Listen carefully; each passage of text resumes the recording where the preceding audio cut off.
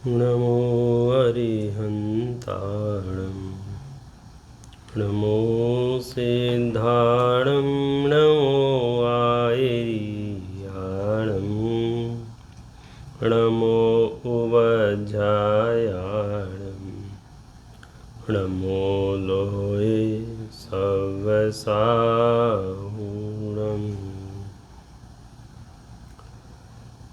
नमः श्रीवर्धमानाय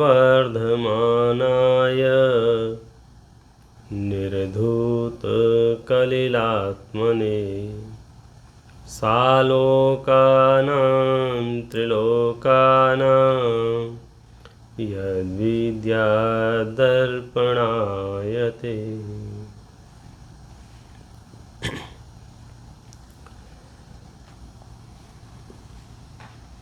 तीर्थंकर भगवंतों की देशना में जो धर्म का स्वरूप बताया है, हम उस धर्म के स्वरूप पर चर्चा प्रारंभ करेंगे। कल अपन ने भूमि का स्वरूप थोड़ी सी बात कही और इस बात के लिए प्रेरित किया कि हमें शास्त्रों को पढ़ने की, शास्त्रों को सुनने की रुचि जागृत करना चाहिए और ये सोचकर कि आखिर तीर्थंकर महावीर ने 30 वर्ष तक समूह शरण में बैठकर क्या कहा था। यदि वो बात मुझे पता चल जाए तो शायद मेरा आत्मकल्याण जल्दी हो सकता है। और वो बात इतनी सरल थी, इतनी सुगम थी कि सबको समझ में आ सके, न केवल देवताओं को, न केवल मनुष्यों को, अपितु त्रयंच गति के जीव भी वहाँ समोसरण में उनकी वाणी को सुनते हैं और समझते हैं। अभी भी वर्तमान में भी त्रयंच गति में भी असंख्यात सम्यक दृष्टि जीव विचरण कर रहे हैं। त्रयंच गति में भी आकार प्रकार शरीर का कुछ भी हो, आपका धर्म, आपके श्रद्धान, आपके ज्ञान और आपके चारित्र, जिसको आचरण कहते हैं, उसकी निर्मलता पर आधारित है। बाहर में तो उसकी प्रवृत्ति के सिम्टम दिखाई देते हैं। धर्म को सरल से सरल, संक्षेप से संक्षेप कहा जाए तो कह सकते हैं, वस्तु का स्वभाव ही धर्म है और वस्तु के स्वभाव की प्राप्ति हो जाना माने धर्म की प्राप्ति है।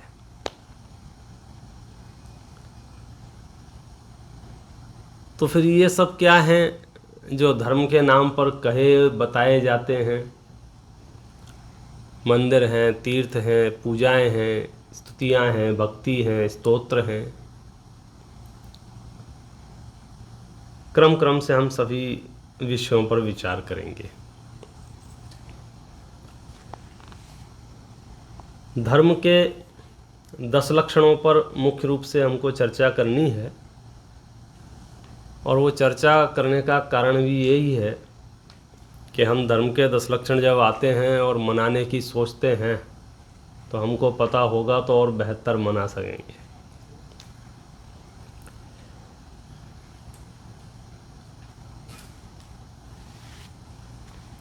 देखो, कुछ पढ़ता हूँ मैं ग्रंथों से तो आपको आनंद आएगा इस बात के लिए कि बड़ा सरस और सरल धर्म है। धर्म का स्वरूप 10 लक्षण रूप है। इन 10 चिन्हों के द्वारा अंतरंग धर्म जाना जाता है। उत्तम क्षमा, उत्तम मार्दव, उत्तम आर्जव, उत्तम सत्य, उत्तम शौच, उत्तम संयम, उत्तम तप, उत्तम त्याग, उत्तम आकिंचन्य, उत्तम ब्रह्मचर्य।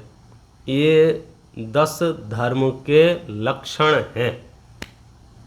क्या हैं ये? धर्म के लक्षण हैं, लक्षण माने चिन्ह हैं, इनसे धर्म पहचाना जा सकता है। या ये कह सकते हैं आत्मा क्षमा रूप परिणमित हो रही है, मार्दव रूप आत्मा में परिणमन चालू है, आर्जव रूप परिणमन आत्मा में है, सत्य शौच संयम तप त्याग आकिंचन ब्रह्मचर्य रूप परिणमन आत्मा में हो रहा है। अर्थात आत्मा धर्म के काल में है, आत्मा धर्म कर रही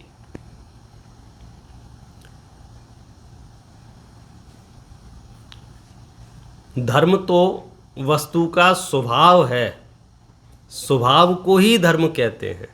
लोक में जितने पदार्थ हैं वे सब अपने अपने स्वभाव को कभी नहीं छोड़ते।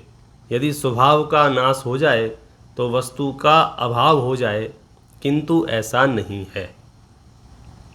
आत्मा नाम की वस्तु है, उसका स्वभाव क्षमादि रूप है। क्रोधादि कर्म जनित उपाधि है, आवरण है।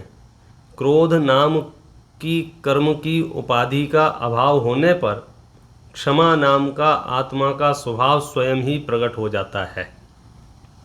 इसी प्रकार मान के अभाव से मार्दव गुण, माया के अभाव से आर्जव गुण, लोभ के अभाव से शौच गुण इत्यादि जो आत्मा के गुण हैं वे कर्म के अभाव से स्वयमेव प्रकट होते हैं। जो ये उत्तम क्षमादि आत्मा के स्वभाव हैं वे मोहिनी कर्म के भेद क्रोधादि कषायों द्वारा अनादि काल से आच्छादित हो रहे हैं। कषायों के अभाव से क्षमादि आत्मा के स्वाभाविक गुण प्रकट हो जाते हैं। ये उसकी भूमिका स्वरूप बात कही कि जो हम बात कहेंगे ना कि क्षमा धर्म है, मार्दव धर्म है, आर्जव धर्म है, तो वो प्रकट क्यों नहीं हो पा रहा है। अभी वर्तमान में क्या समस्या है कि सब क्रोध है, मान है, मायाचारी है, लोभ है, जिन सबको मिला करके हम एक शब्द में कहते हैं कषाय हैं। उन कषायों के कारण स्वभाव प्रकट नहीं हो रहा है। देखो परिणमन तो एक काल में एक ही होगा, या तो स्वभाव रूप या विभाव रूप। तो विभाव रूप चूंकि परिणमन हो रहा है इसलिए स्वभाव घट गया है, स्वभाव तिरोभूत हो गया है। स्वभाव का नाश तो नहीं हुआ है लेकिन कषायों के प्रकोप से वो गायब जैसा हो गया है, गया कहीं नहीं है।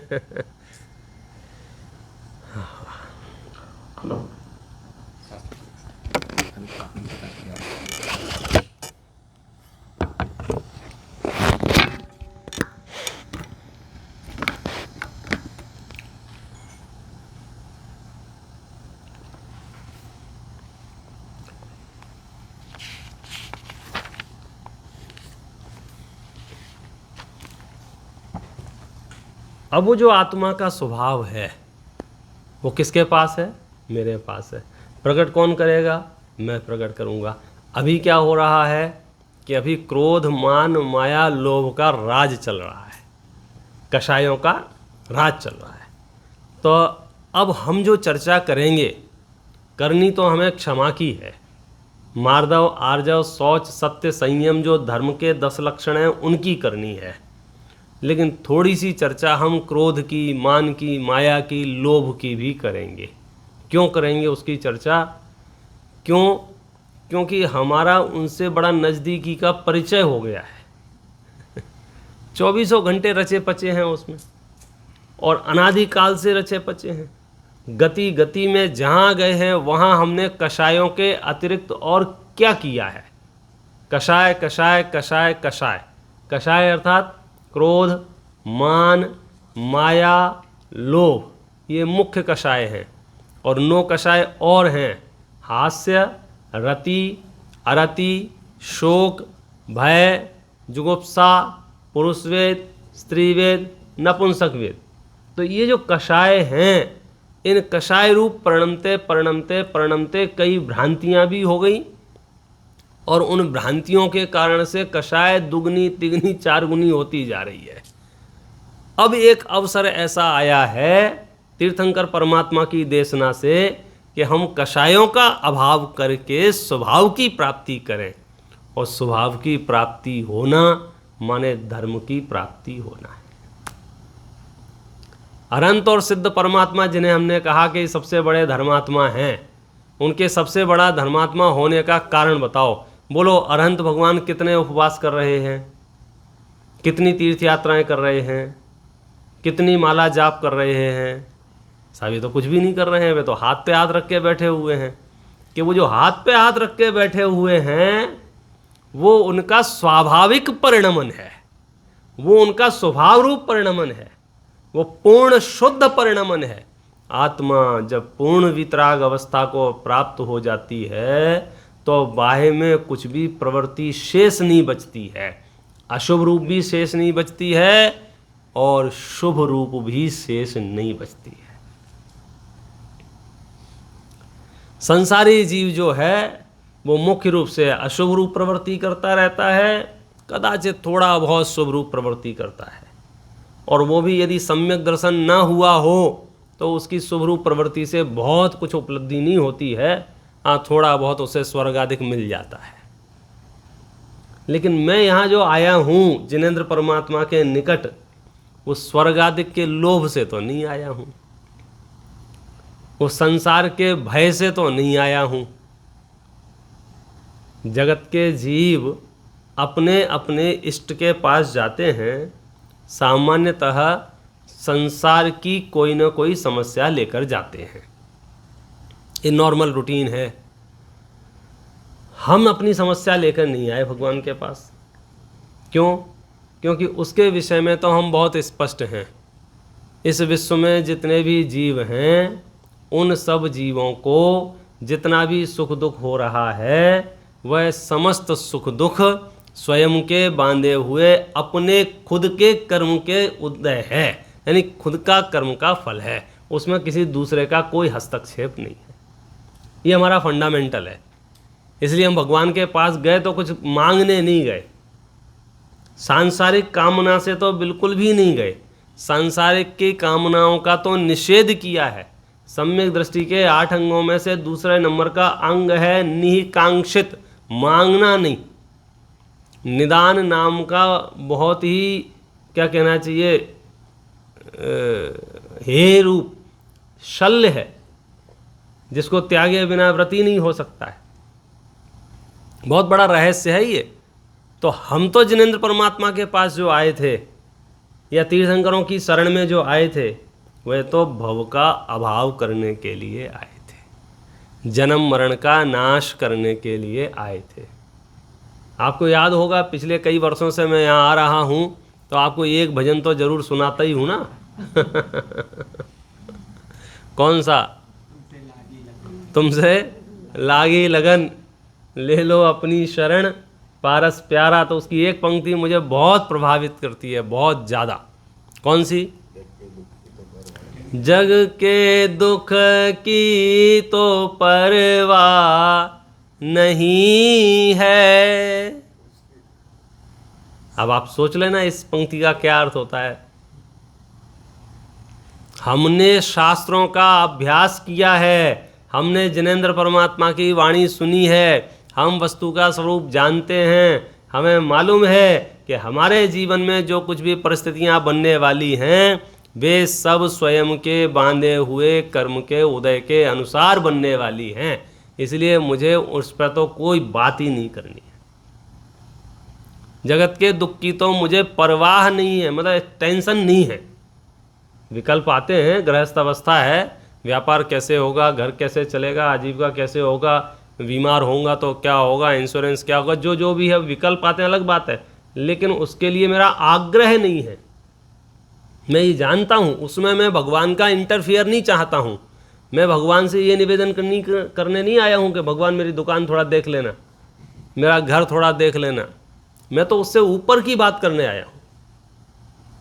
जग के दुख की तो परवाह नहीं है। इतनी भी हिम्मत आ जाए ना श्रावकों को तो समझ लीजिए धर्म की शुरुआत हो जाएगी, उद्घाटन हो जाएगा। धर्म क्या है? सेल्फ कॉन्फिडेंस का नाम धर्म है कि आप अकेले जंगल में जाके बैठ जाएं और आपको अकेलापन महसूस ना हो, क्योंकि सर्व धर्म, सर्व गुण, सारा वैभव आपका अपने पास है, किसी दूसरे की रंच मात्र भी आवश्यकता नहीं है। डर, भय, आकुलता, बेचैनी, इरिटेशन, फ्रस्ट्रेशन, टेंशन, डिप्रेशन, ये शब्द ही नहीं है धर्मात्मा के जीवन में। क्यों? क्योंकि ये सब तो अज्ञान और कषायों से उत्पन्न होते हैं। अज्ञान और कषाय है नहीं, पहले अज्ञान का नाश होगा फिर कषायों का नाश हो जाएगा। तो पहला स्टेप तो अपन आगे बढ़ गए ना। कौन सा? शरीर, दुकान, मकान, रुपया, पैसा, सोना, चांदी, इसकी बातें अभी हमको नहीं करनी है। तो जैसा हमने बांधा होगा वैसा हमारे उदय में आएगा। कर्म सिद्धांत के बारे में तो अपन स्पष्ट है ना, क्योंकि कर्म जो उदय में आता है वो इंट्रोडक्शन नहीं करता है, वो आपसे परिचय नहीं पूछता है, आपकी प्रोफाइल नहीं देखता है, हु आर यू, आप कौन हैं, उसे कोई मतलब नहीं है।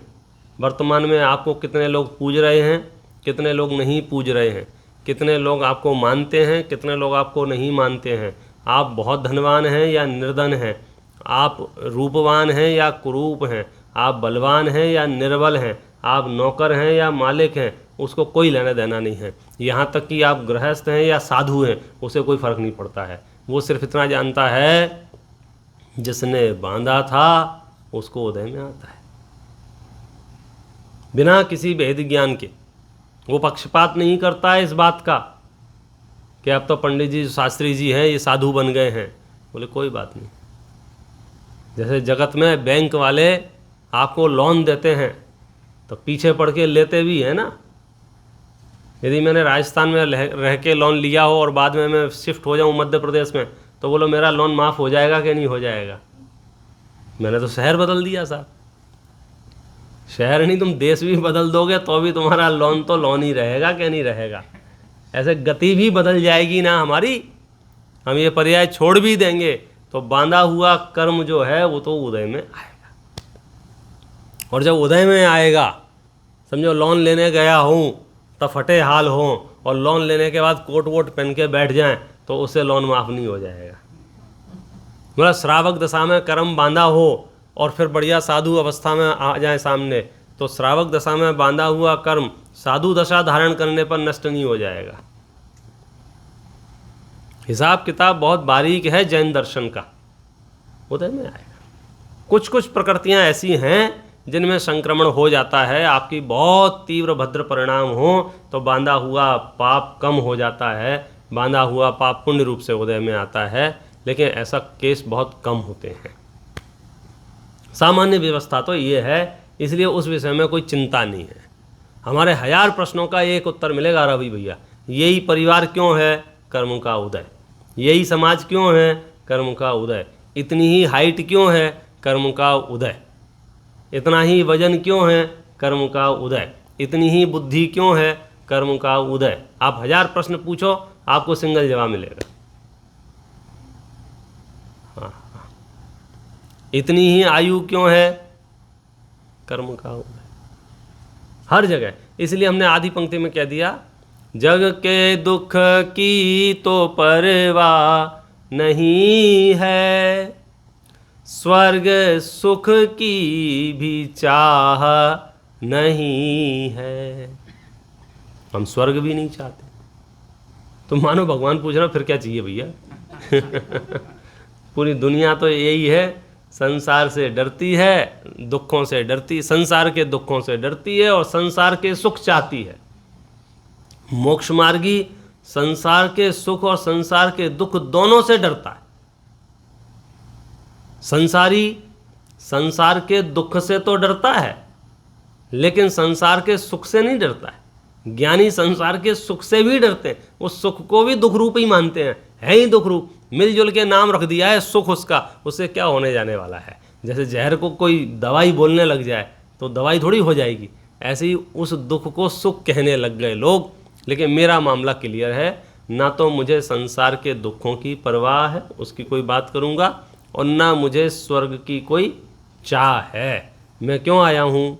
मैं तो जामन मरण, मैं तो जन्म मरण का अभाव करने आया हूँ। मोक्ष मार्गी का एक सूत्रीय कार्यक्रम है। क्योंकि यदि मैं संसार में जन्म लेता रहूँगा तो बाकी के दुखों से कौन बचा सकता है। तो मैं तो इस बीमारी को जड़ से ख़त्म कर देना चाहता हूँ अनंत काल के लिए। तो एक ही भावना है मेरी, तो मैं जन्म मरण का अभाव चाहता हूँ। जैन दर्शन के सैकड़ों स्तोत्र होंगे, हजारों भजन होंगे, हजारों हजार ग्रंथ होंगे, स्तुति भक्ति आरती होंगी।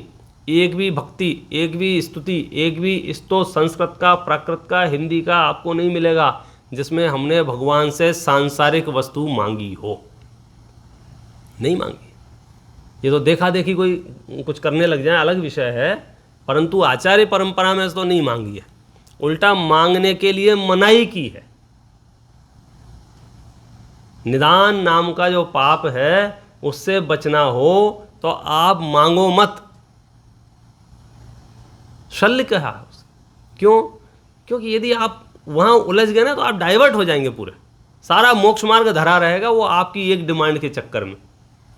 क्योंकि आपके दिमाग में जो विषय सामने आ गया, समझो कोई गाड़ी के लक्ष्य से, कोई परीक्षा में पास होने के लक्ष्य से, कोई व्यापार के किसी भी लक्ष्य से भगवान के पास आया, तो भगवान मोक्ष मार्ग भी दे रहे होंगे ना, तो उसे तो दुकान ही दिखेगी, क्योंकि उसके चित्त में लक्ष्य उसका है। इसलिए आचार्यों ने मना कर दिया कि नहीं साहब उसकी तो बात ही नहीं करना। तो मेरा क्या होगा कि चिंता नहीं करो। तीन लोक के नाथ के पास बैठने से जो परिणाम प्रशस्त होते हैं, उन परिणामों से स्वयमेव इतना ऊंचा पुण्य बनता है कि तुम्हें लौकिक सुख सुविधाएं तो यूं ही मिल जाएंगी। उदाहरण देके समझाए हैं, जैसे खेती करने वाले गेहूं की खेती करते हैं तो भूसे की चिंता नहीं करते हैं, भूसा होगा कि नहीं होगा, मैं पशुओं को क्या खिलाऊंगा। अरे भाई तू अनाज की खेती कर रहा है तो भूसा तो होने ही वाला है। तो ऐसे ही मोक्ष मार्ग का तू प्रयत्न कर रहा है, मोक्ष मार्ग पर चलने की सोच रहा है, इट मीन्स पुण्य का उदय तो आने ही वाला है।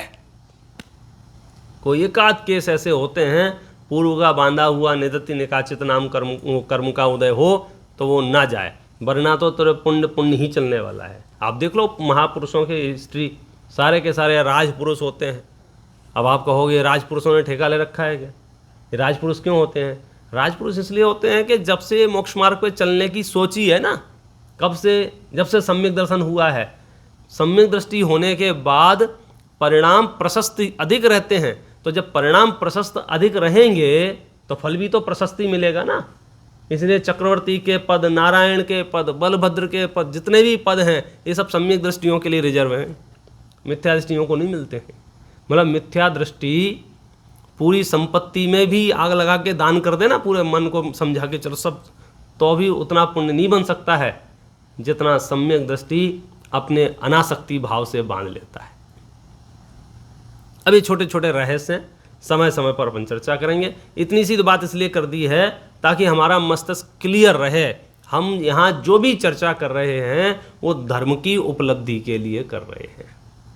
और धर्म क्या है? आत्मा का स्वभाव है, माने स्वभाव की प्राप्ति के लिए कर रहे हैं, माने खुद की प्राप्ति के लिए कर रहे हैं। मैं अपने आप को प्राप्त करूं, ऐसा प्रयत्न जिससे होगा उसका नाम धर्म का साधन होगा, और जब वो प्रयत्न सफल हो जाएगा उसका नाम धर्म होगा।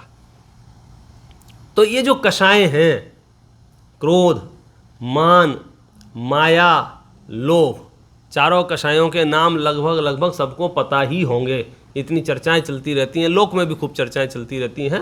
9 कषाय में जरूर किसी को ख्याल में हो, कम ज़्यादा हो, तो उसकी भी चर्चा साथ में कर लेते हैं। जैसे हास्य है, ये भी एक कषाय है। रति है, ये भी एक कषाय है। अरति है, ये भी एक कषाय है। शोक है, ये भी एक कषाय है। भय है, ये भी एक कषाय है। पुरुषवेद, जुगुप्सा है, ये भी एक कषाय है। पुरुषवेद भी, स्त्रीवेद भी, नपुंसक वेद भी। अब समझने वाली बात यह है कि दूर से देखने पर हमें लगता है ये हास्य में अब क्या कषाय है, हास्य तो बढ़िया चीज़ है। आचार्य से बढ़िया नहीं मानते। वो आत्मा का स्वाभाविक परिणमन नहीं है, वो आत्मा का वैभाविक परिणमन है। और कैसे है, क्या है, उसकी चर्चा अपन करेंगे। अब इन कषायों में भी एक और टेक्निकल पॉइंट है कि इन चारों कषायों के 4 प्रकार के भेद होते हैं, वो उनकी मजबूती के हिसाब से। एक का नाम है अनंतानुबंधी। क्या बोला? क्या बोला? क्या बोला? हाँ, पहली बार में सिर्फ वो लोग बोलें जो ध्यान से सुन ले में दूसरी बार वे भी बोलें जो पहली बार में नहीं सुन पाए, तीसरी बार में सब बोल दे में, तो बाद के लिए भी याद रह जाएगा। क्या क्या नाम लिया था कषाय का? अनंतानुबंधी। दूसरी नाम है उसका अप्रत्याख्यानावरण। क्या नाम है? क्या नाम है? क्या नाम है? तीसरा है प्रत्याख्यानावरण। क्या है? क्या है? क्या है? चौथा है संज्वलन। क्या नाम है? संज्वलन। क्या है? संज्वलन। बहुत बढ़िया। इन कषायों के लिए गौमटसार आदि ग्रंथों में सीधा सरल उदाहरण देके समझाया है। जैसे इतनी तीव्र कषाय होना, इतनी तीव्र कषाय होना कि भगवान भी आके समझाएं तो ना समझ में आए। हम तो लड़ेंगे, हम तो मारेंगे, हम तो पीटेंगे, जो भी एक कषाय की तीव्रता है, तो बोलते वो अनंतानुबंधी का परिणाम है। और उसके लिए लोक उदाहरण दिया है, मानो पत्थर के ऊपर लाइन खींची हो। पत्थर के ऊपर लाइन खींचना, अब वो पत्थर के ऊपर खींची गई जो लाइन है वो कब मिटेगी? बहुत लंबा समय लगेगा, बहुत लंबा समय। दूसरा उदाहरण दिया है, गीली मिट्टी के ऊपर लाइन खींचना। कोई गाड़ी निकल जाए, गाड़ी का पहिया गीली मिट्टी के ऊपर निकल जाए, तो वो कितने दिन में ठीक होगा? जब वो मिट्टी सूखेगी, लगेंगे थोड़े से टाइम, 15-20 दिन, धीरे धीरे धीरे धीरे धूप पड़ेगी, तब जाके वो खत्म हो। तीसरा उदाहरण दिया है रेत का, बालू रेत। बालू रेत के ऊपर आप लाइन खींचें, उसकी क्या स्थिति बनेगी? थोड़ी बहुत देर में हवा हवा चलेगी, उड़ जाएगी। और पानी के ऊपर लाइन खींचें, कुछ लिखें, वो कितनी देर रहेगा? तो आपको ये पहचानना होगा कि आपके पास जो क्रोध है, मान है, मायाचारी है, लोभ है, हास्य रति अरति आदि जो कषाय हैं, इनकी प्रकृति कौन सी है? नेचर कौन सा है? अनंतानुबंधी है, अप्रत्याख्यानावरण है, प्रत्याख्यानावरण है, या संज्वलन है? क्योंकि जितनी ज़्यादा मजबूत कषाय होगी उतना ज़्यादा तकलीफ और दुख देगी, दूर तक चलने वाली है। अनंतानुबंधी कषाय मतलब अनंत काल का अनुबंध कराने वाली कषाय, उसको बोलते हैं अनंतानुबंधी। और उसकी तीव्रता इतनी है, इतनी तीव्रता कि महीनों महीनों हमारे चित्त को उद्वेलित करके रखती है वो कषाय। घटना तो 5 मिनट की, 10 मिनट की, 1 आध घंटे की होती है, लेकिन उस घटना को स्मरण कर करके, इसने ऐसा कहा था, इसने ऐसा किया था, इसने मेरे साथ छल किया, इसने मेरे साथ झूठ बोला, जो भी घटना घटी, वो घटना तो घट गई 5-7 मिनट में, लेकिन आपके चित्त में जो लगातार घूमती रहती है, वो जो प्रकोप है, वो किस बात का है? वो अनंतानुबंधी परिणाम है, जो लगातार उसी धारा में बैठे रहते हैं सालों साल। ये तो हमारी नासमझी है कि हम कषायों को पाल के रखते हैं, अज्ञानता है। और हमारे कुसंस्कारों से हमें ऐसा लगता है कि हम संभाल के रखेंगे तो ठीक रहेगा। वही सोचते रहते हैं, वही विचारते रहते हैं, उसी का चिंतन करते रहते हैं। उससे होता क्या है? धीरे धीरे धीरे धीरे धीरे धीरे जो कषाय थोड़ी सी थी, वो बढ़ते बढ़ते बढ़ते बढ़ते बढ़ते इतनी मजबूत हो जाती है, कई बार तो गति बदल जाती है, कषाय नहीं छूटती है। अगली गति में भी, अगली गति में भी 2-2 4-4 भवों तक वो कषाय चलती रहती है। भलाई इसमें है कि कषाय थोड़ी देर भी क्यों ना आए, उसे भला मत जानो। लेकिन अज्ञानता ये है कि हम कषाय को भला मानते हैं। सुनने में भले ही अटपटा लगता है, निनिजा हम कषाय को कहाँ भला मानते हैं। क्रोध को कोई अच्छा मानता है दुनिया में? क्रोध को, गुस्सा को कोई अच्छा मानता है? कोई अच्छा नहीं मानता। ऐसे पूछोगे, इंटरव्यू लोगे किसी का, आप क्रोध का अच्छा मानते हैं? नहीं साहब, मैं क्रोध का अच्छा नहीं मानता हूँ। फिर भी एक जमाने से हम क्रोध करने की जो हमारी प्रैक्टिस है वो तो यथावत बरकरार है। हम समय समय पर खूब क्रोध करते रहते हैं और क्रोध करने के जेन्युइन रीजन भी बताते हैं। और कभी कभी तो आप दावा करते हैं क्रोध क्यों ना करूं। हाँ, उसने दुर्व्यवहार किया है, उसने दुर्वचन कहे हैं, उसने मेरी निंदा की है, उसने मेरी आलोचना की है, मैं तो करूंगा क्रोध। तो उसको यूं लग रहा है कि क्रोध करने से मेरा काम बन जाएगा, जबकि क्रोध करने से काम नहीं बनेगा। देखो, हम और आपको ऐसा लग रहा होगा ठीक है, ये कषाय होती रहती हैं, थोड़ी बहुत हैं, ये कितनी डेंजरस हैं, कितनी खतरनाक हैं, हम इसकी परिकल्पना हमारे चित्त में नहीं आती है। जैसे रोग होते हैं ना, रोग शुरुआत में बहुत थोड़े मोटे होते हैं, छोटे छोटे सिम्टम होते हैं, लेकिन अगर वो रोग बढ़ता जाए बढ़ता जाए बढ़ता जाए तो जान ले लेते हैं ना। यही हालत कषायों की है। यदि हमने कषायों को समय पर कंट्रोल नहीं किया, मैनेज नहीं किया, तो अनंत कर्म बंधन करा देने वाले हैं ये। रातों रात जीव जग जग के सोचता रहता है किसका बुरा करना है, किसका भला करना है, किसको दुर्वचन कहने हैं, किसका धन छीनना है, किसको डांटना है, किसको पद से हटाना है, किसको क्या करना है। तो लंबी उसकी कहानी कैसे बन गई वो समझ ही नहीं पाया।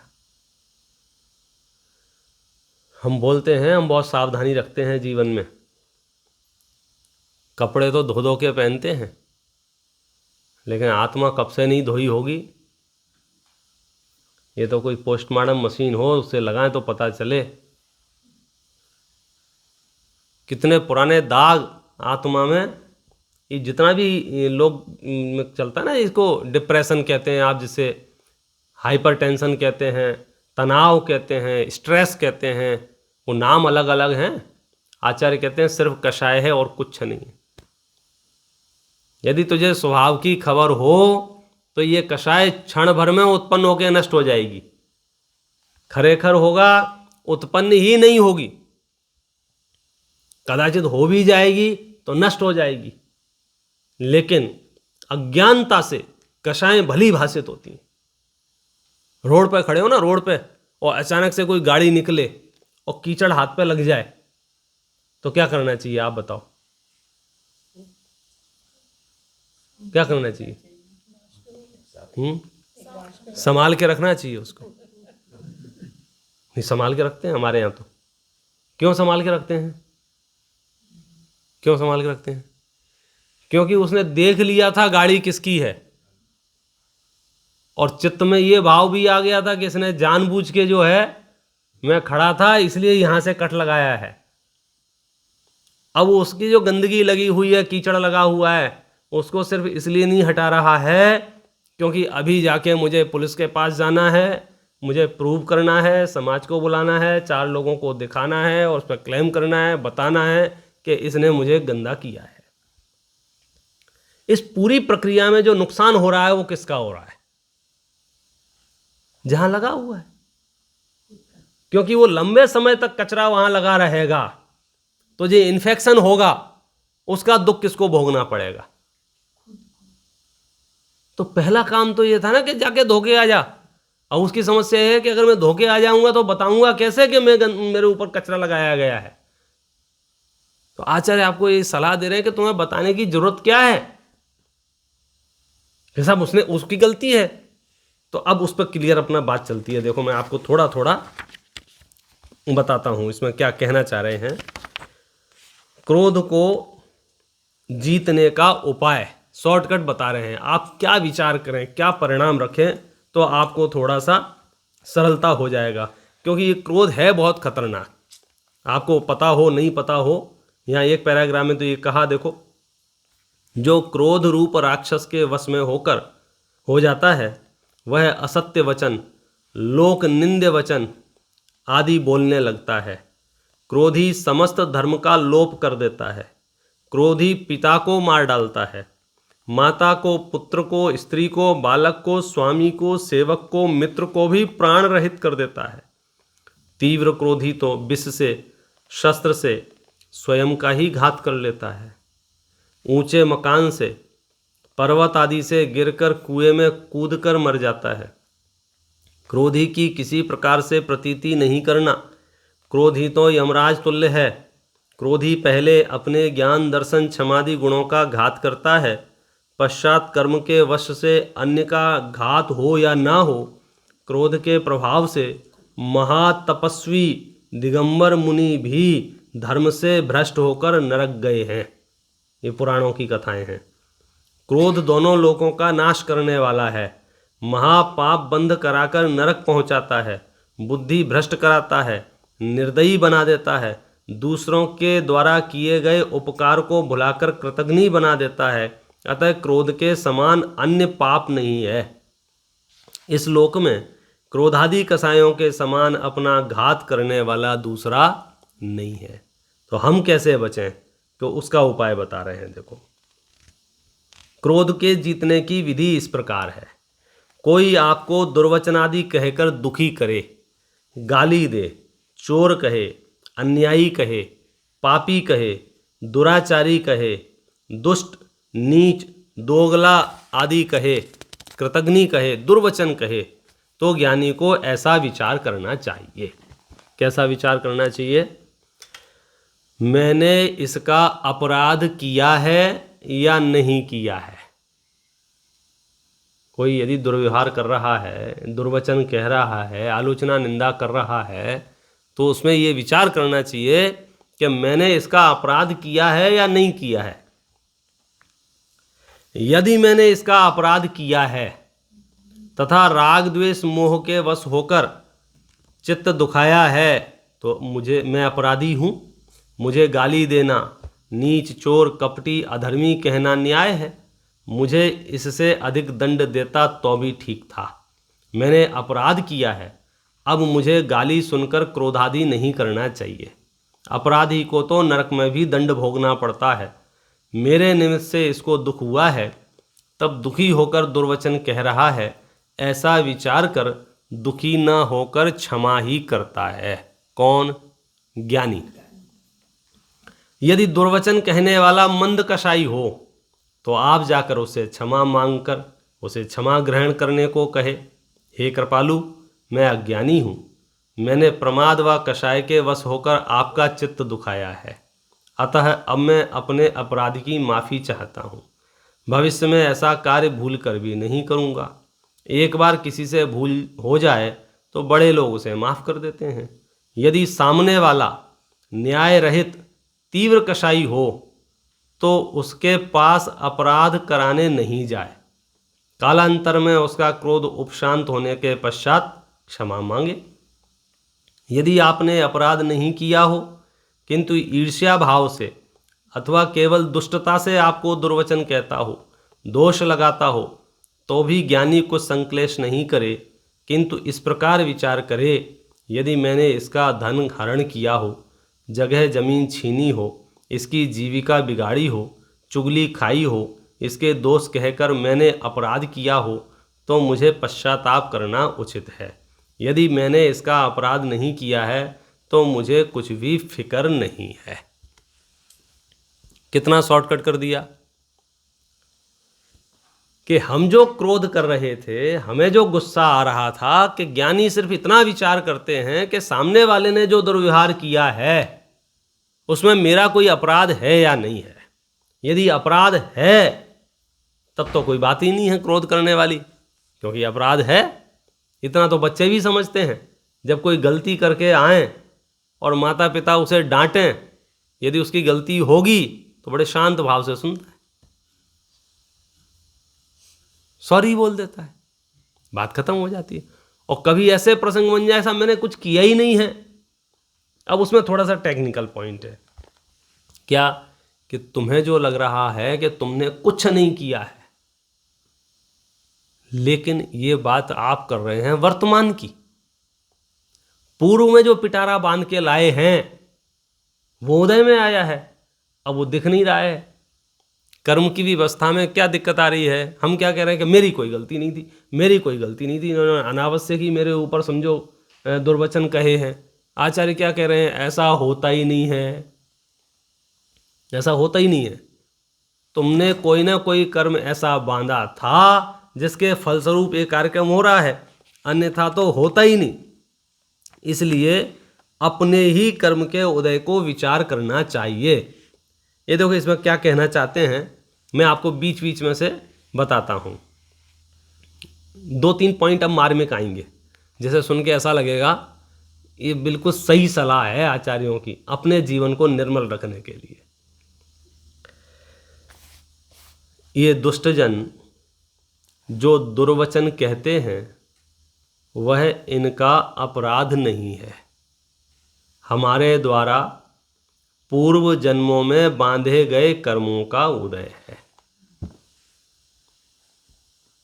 ये जो गालियां दे रहे हैं ना लोग, ये जो दुर्वचन कह रहे हैं, ये जो मेरी निंदा कर रहे हैं, मेरी आलोचना कर रहे हैं, मेरे बारे में अफवाह फैला रहे हैं, मुझे बदनाम कर रहे हैं, मेरे ऊपर आरोप लगा रहे हैं, सबसे पहली सलाह आचार्य दे रहे हैं कि पहले ये मानो कि वो जो कर रहा है इसमें उसका कोई अपराध नहीं है। क्या बात कर रहे, निर्दोष है वो। कौन? सामने वाला। अरे ऐसे कैसे निर्दोष है साहब, उसने दुर्वचन कहे हैं, उसने दुर्व्यवहार किया है, कह रहे ना क्यों निर्दोष है, हमारे द्वारा पूर्व जन्मों में बांधे गए कर्मों का उदय है। इसके द्वारा दुर्वचन कहने से हमारे उन कर्मों की निर्जरा होती है, यह हमें बड़ा लाभ ही है। बोलो, नहीं समझ में आया? हमने कर्जा ले रखा है और कर्जा चुकाने का मौका मिल जाए तो अच्छी बात है कि बुरी बात है? तो हमने कोई कर्म बांध रखा था और आज किसी ने समझो हमारा अपमान कर दिया, दुर्वचन कह दिए, धन छीन लिया और कोई परिस्थिति उत्पन्न कर दी, तो आचार्य कहते हैं समता भाव रखो, तुम्हारा बांधा हुआ कर्म उदय में आया था, निर्जरित हो गया। तुम उसको अपराधी मत देखो। किसको? सामने वाले को। सामने वाले को अपराधी देखोगे तो गड़बड़ हो जाएगी। और गहराई में जाके एक एक चीज देखे ना, सामने वाला भी बेचारा क्या करे, उसका वैसा ही उदय है। मोह के मारे हुए जीव हैं इस जगत में। हम किसी पर भी नाराज होकर, ईर्ष्या करके, घृणा करके अपने चित्त को मलिन करना सिर्फ बेवकूफ़ी है। शास्त्रों में कषायों को, मोह को मदिरा का उदाहरण देके समझाया है। मदिरा माने शराब को। जैसे किसी ने शराब पी रखी हो और शराब पीने के बाद वो जो प्रवृत्तियां करता है, वो प्रवृत्तियां किसकी होती हैं? उस व्यक्ति की या शराब की?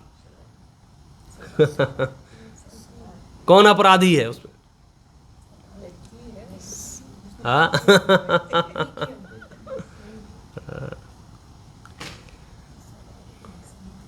वो जो हरकतें हैं वो किसकी हैं? शराब की या व्यक्ति की?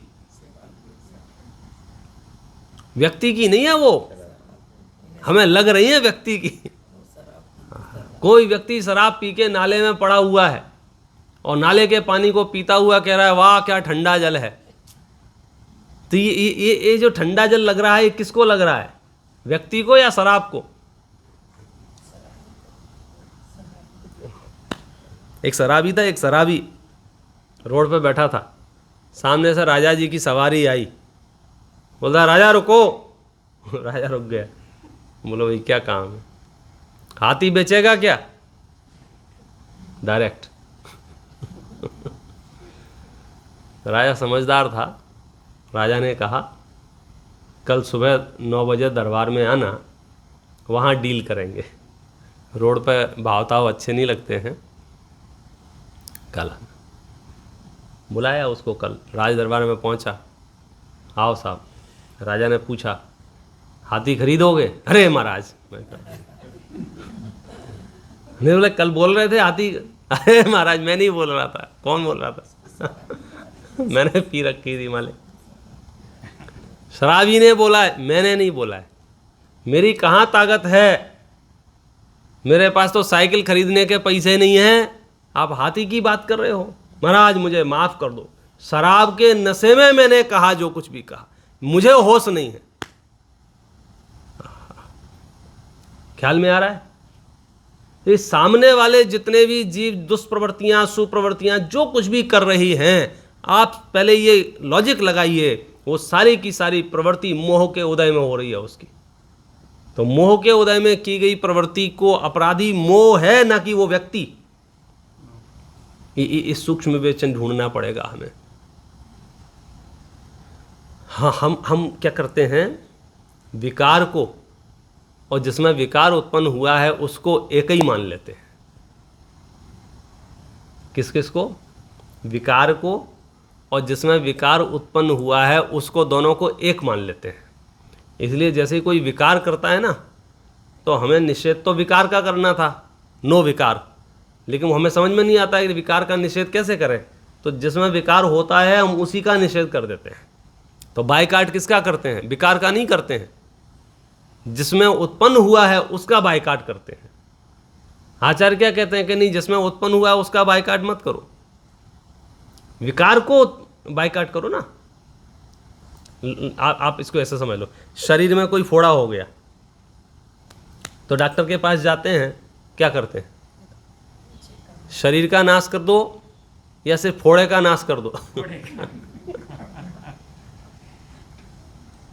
हटाएंगे, बायकाट करेंगे तो शरीर उत्पन्न कहाँ हुआ है? वो फोड़ा कहाँ हुआ? शरीर में ही हुआ है ना, बॉडी में। तो डॉक्टर के पास जाते तो क्या कहते हैं? बॉडी को खत्म करो, कि नहीं नहीं नहीं, बॉडी को तो सुरक्षित रखो। किसको खत्म करो? फोड़े को अलग करो। तो हम और आप जब आपस में मिलते बैठते हैं मनुष्यों के साथ, त्रियंजों के, हमेशा ये बारीकी से सूक्ष्म विचार किया करो। जब भी कोई क्रोधादि प्रवृत्ति करे तो हमें निषेध क्रोधादि प्रवृत्ति का करना है, जिसमें क्रोधादि उत्पन्न हुए हैं उसका नहीं करना है। क्योंकि जिसमें क्रोधादि उत्पन्न हो रहे हैं वो 2 मिनट बाद सम्यक दृष्टि बन के मोक्ष जाने की तैयारी कर सकता है, वही जीव। इसलिए यहाँ जीव का निषेध नहीं करेंगे। जिसमें उत्पन्न हुआ तो सबसे पहले ये क्या कहा कि जो दुर्वचन कह रहा है, जो दुर्व्यवहार कर रहा है, आप उसका अपराध मत देखो। क्यों? क्योंकि हमारा बांधा हुआ कर्म का उदय है ना। यदि हमारा उदय ना हो तो क्या मजाल है किसी की एक शब्द भी कुछ कह ले, और हमारा उदय हो तो पूरी दुनिया कहेगी। तो जो कुछ भी है वो तो हमारे कर्म का उदय है ना। अच्छा, उसमें भी एक आइडिया और दे रहे हैं आपको, ध्यान से सुनना। मानो झगड़ा हो गया, हाथापाई हो गई, मारपीट की नौबत आ गई। क्रोधियों के साथ क्या होता है, परिस्थिति कितनी विषम होती है। तो जब हमारे साथ झगड़े हो जाते हैं और हम अपने मित्रों से सलाह लेने जाएं तो हमको जो सलाह मिलती है वो कैसी मिलती है? आग में घी डालने वाली मिलती है। चंद्रा अंकल बराबर कह रहे हैं, वो यही स्थिति है। वो यही कहेगा, अरे तुमने सुन लिया, मैं होता तो ऐसा कर देता, वैसा कर देता, जो भी है। आचार्य पता है क्या सलाह कह रहे हैं? मैं आपको पढ़ के सुनाता हूँ। ये कह रहे हैं, यदि कोई मारे पीटे कुछ भी करे तो क्या करना? सुनो, ऐसा विचार करना, इसने मुझे दुर्वचन ही तो कहे हैं, मारा पीटा तो नहीं है। क्रोधी तो मारने भी लग जाता है, अपने पुत्र पुत्री स्त्री बालक को भी मारता है, किंतु इसने मुझे मारा नहीं है, यही बड़ा लाभ है। फायदा बता रहे हैं। किस बात का फायदा बता रहे हैं? कि वो जो परसों जो घटना घटी थी, सामने वाले ने जो दुर्वचन कहे थे, घर जाके आप आग बबूला हो रहे थे। पंडित साहब कह रहे हैं, आचार्य कह रहे हैं, घर जाके धन्यवाद बोलो। किस बात के लिए?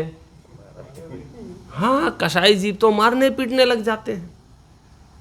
और यहाँ अमेरिका वालों को तो समझाना कठिन काम नहीं है।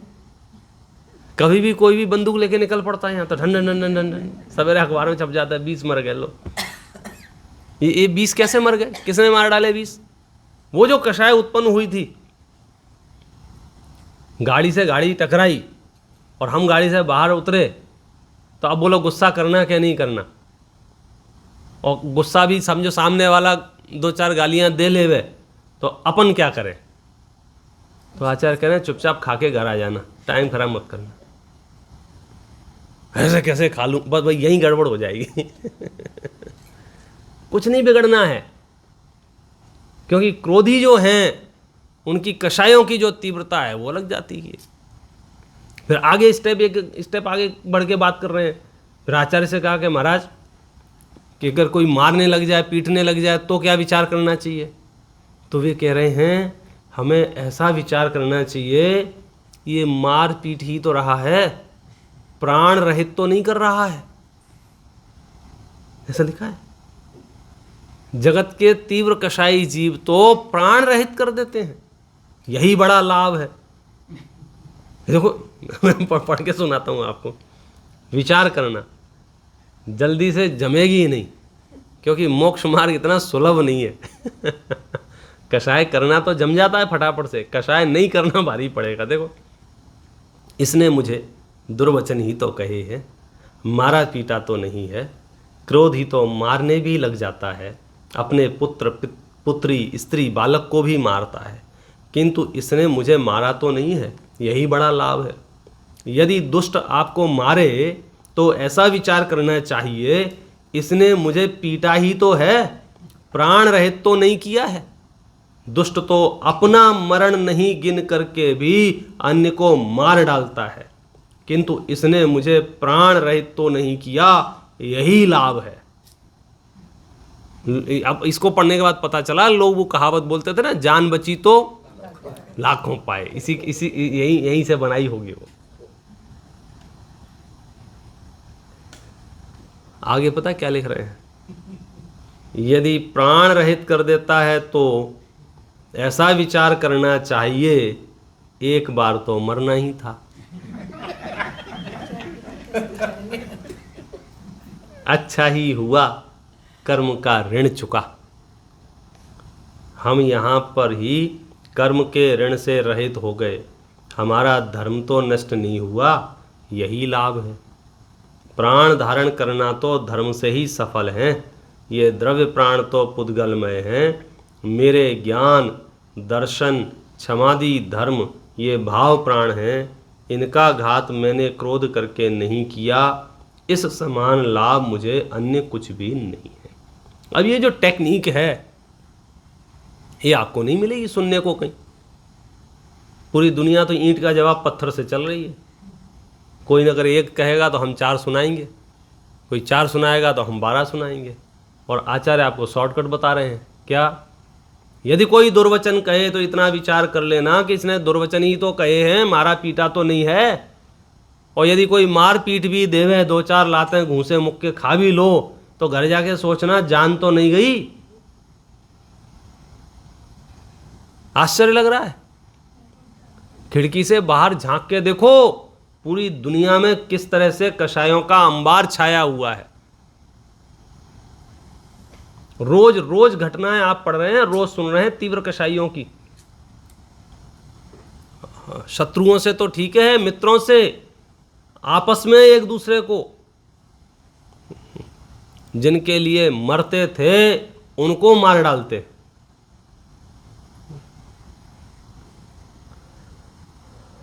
इसलिए कोई दुर्वचन कहे तो मन में सोचना धन्यवाद मेरे कर्मों का कि दुर्वचन ही तो कह रहा है, मार पीट तो नहीं रहा है। कदाचित मार पीट दे तो ये विचार करना कि मारा ही पीटा तो है, जान तो नहीं ली है। कदाचित प्राण रहित भी कर दे तो ये विचार करना जाना तो था ही।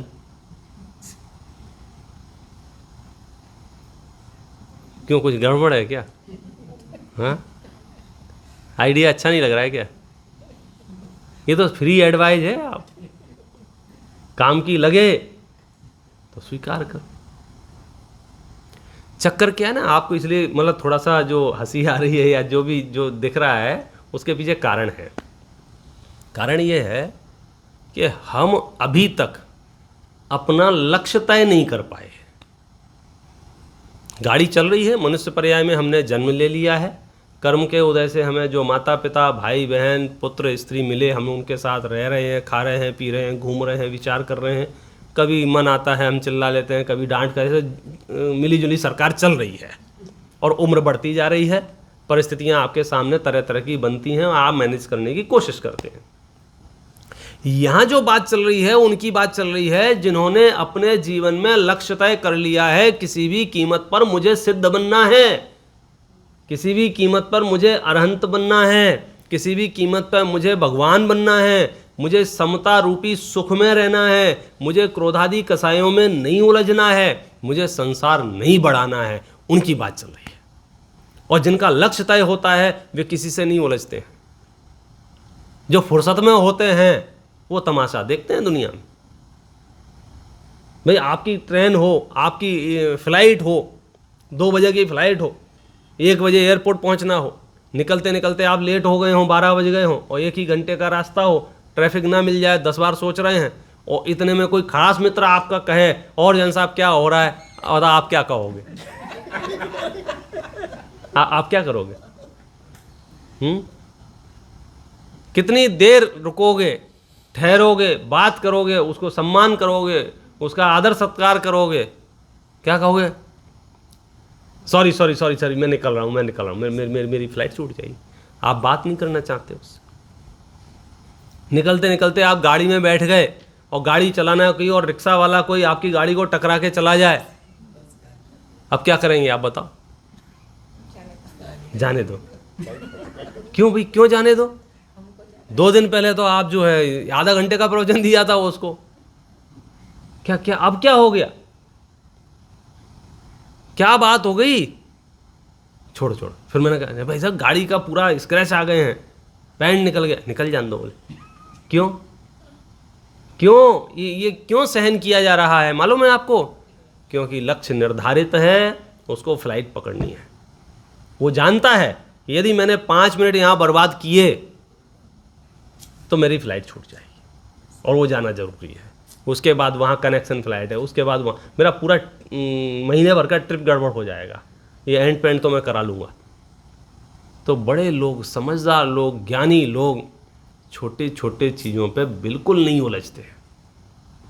वे हर जगह अपना खुद का एक ऐसा लॉजिक लेके आते हैं जिससे वो साम्य भाव की कक्षा में पहुंच जाते हैं, समता भाव में जाके बैठ जाते हैं। और यदि आप समता भाव के बंकर में जाके बैठ गए हैं फिर दुनिया में क्या हो रहा है आपको फ़र्क नहीं पड़ता है। सामने वाला कहता है हम इतना तुम्हें बोल रहे हैं तुम जवाब ही नहीं दे रहे हो, तो बोले हमें जवाब देना ही नहीं है, हमें सुनाई ही नहीं देता है। अच्छा अच्छा बोलो तो सुनाई देगा, खराब खराब बोलोगे हमें सुनाई नहीं देगा। हम रिप्लाई नहीं देते हैं, ज्ञानी रिप्लाई नहीं देते हैं, मोक्ष मार्गी रिप्लाई नहीं देते हैं। यहाँ तक कि वे ध्यान कर रहे हों, तपस्या कर रहे हों, कोई आके उपसर्ग भी करने लग जाए, वो आके आँख खोल के भी नहीं देखते हैं उपसर्ग करने वाला कौन है। बोलो ये ताकत क्यों? क्योंकि उन्हें लक्ष्य दिख रहा है। वो नहीं उलझना चाहते रिक्शे वाले से, वो अपना टाइम खराब नहीं करना चाहते हैं।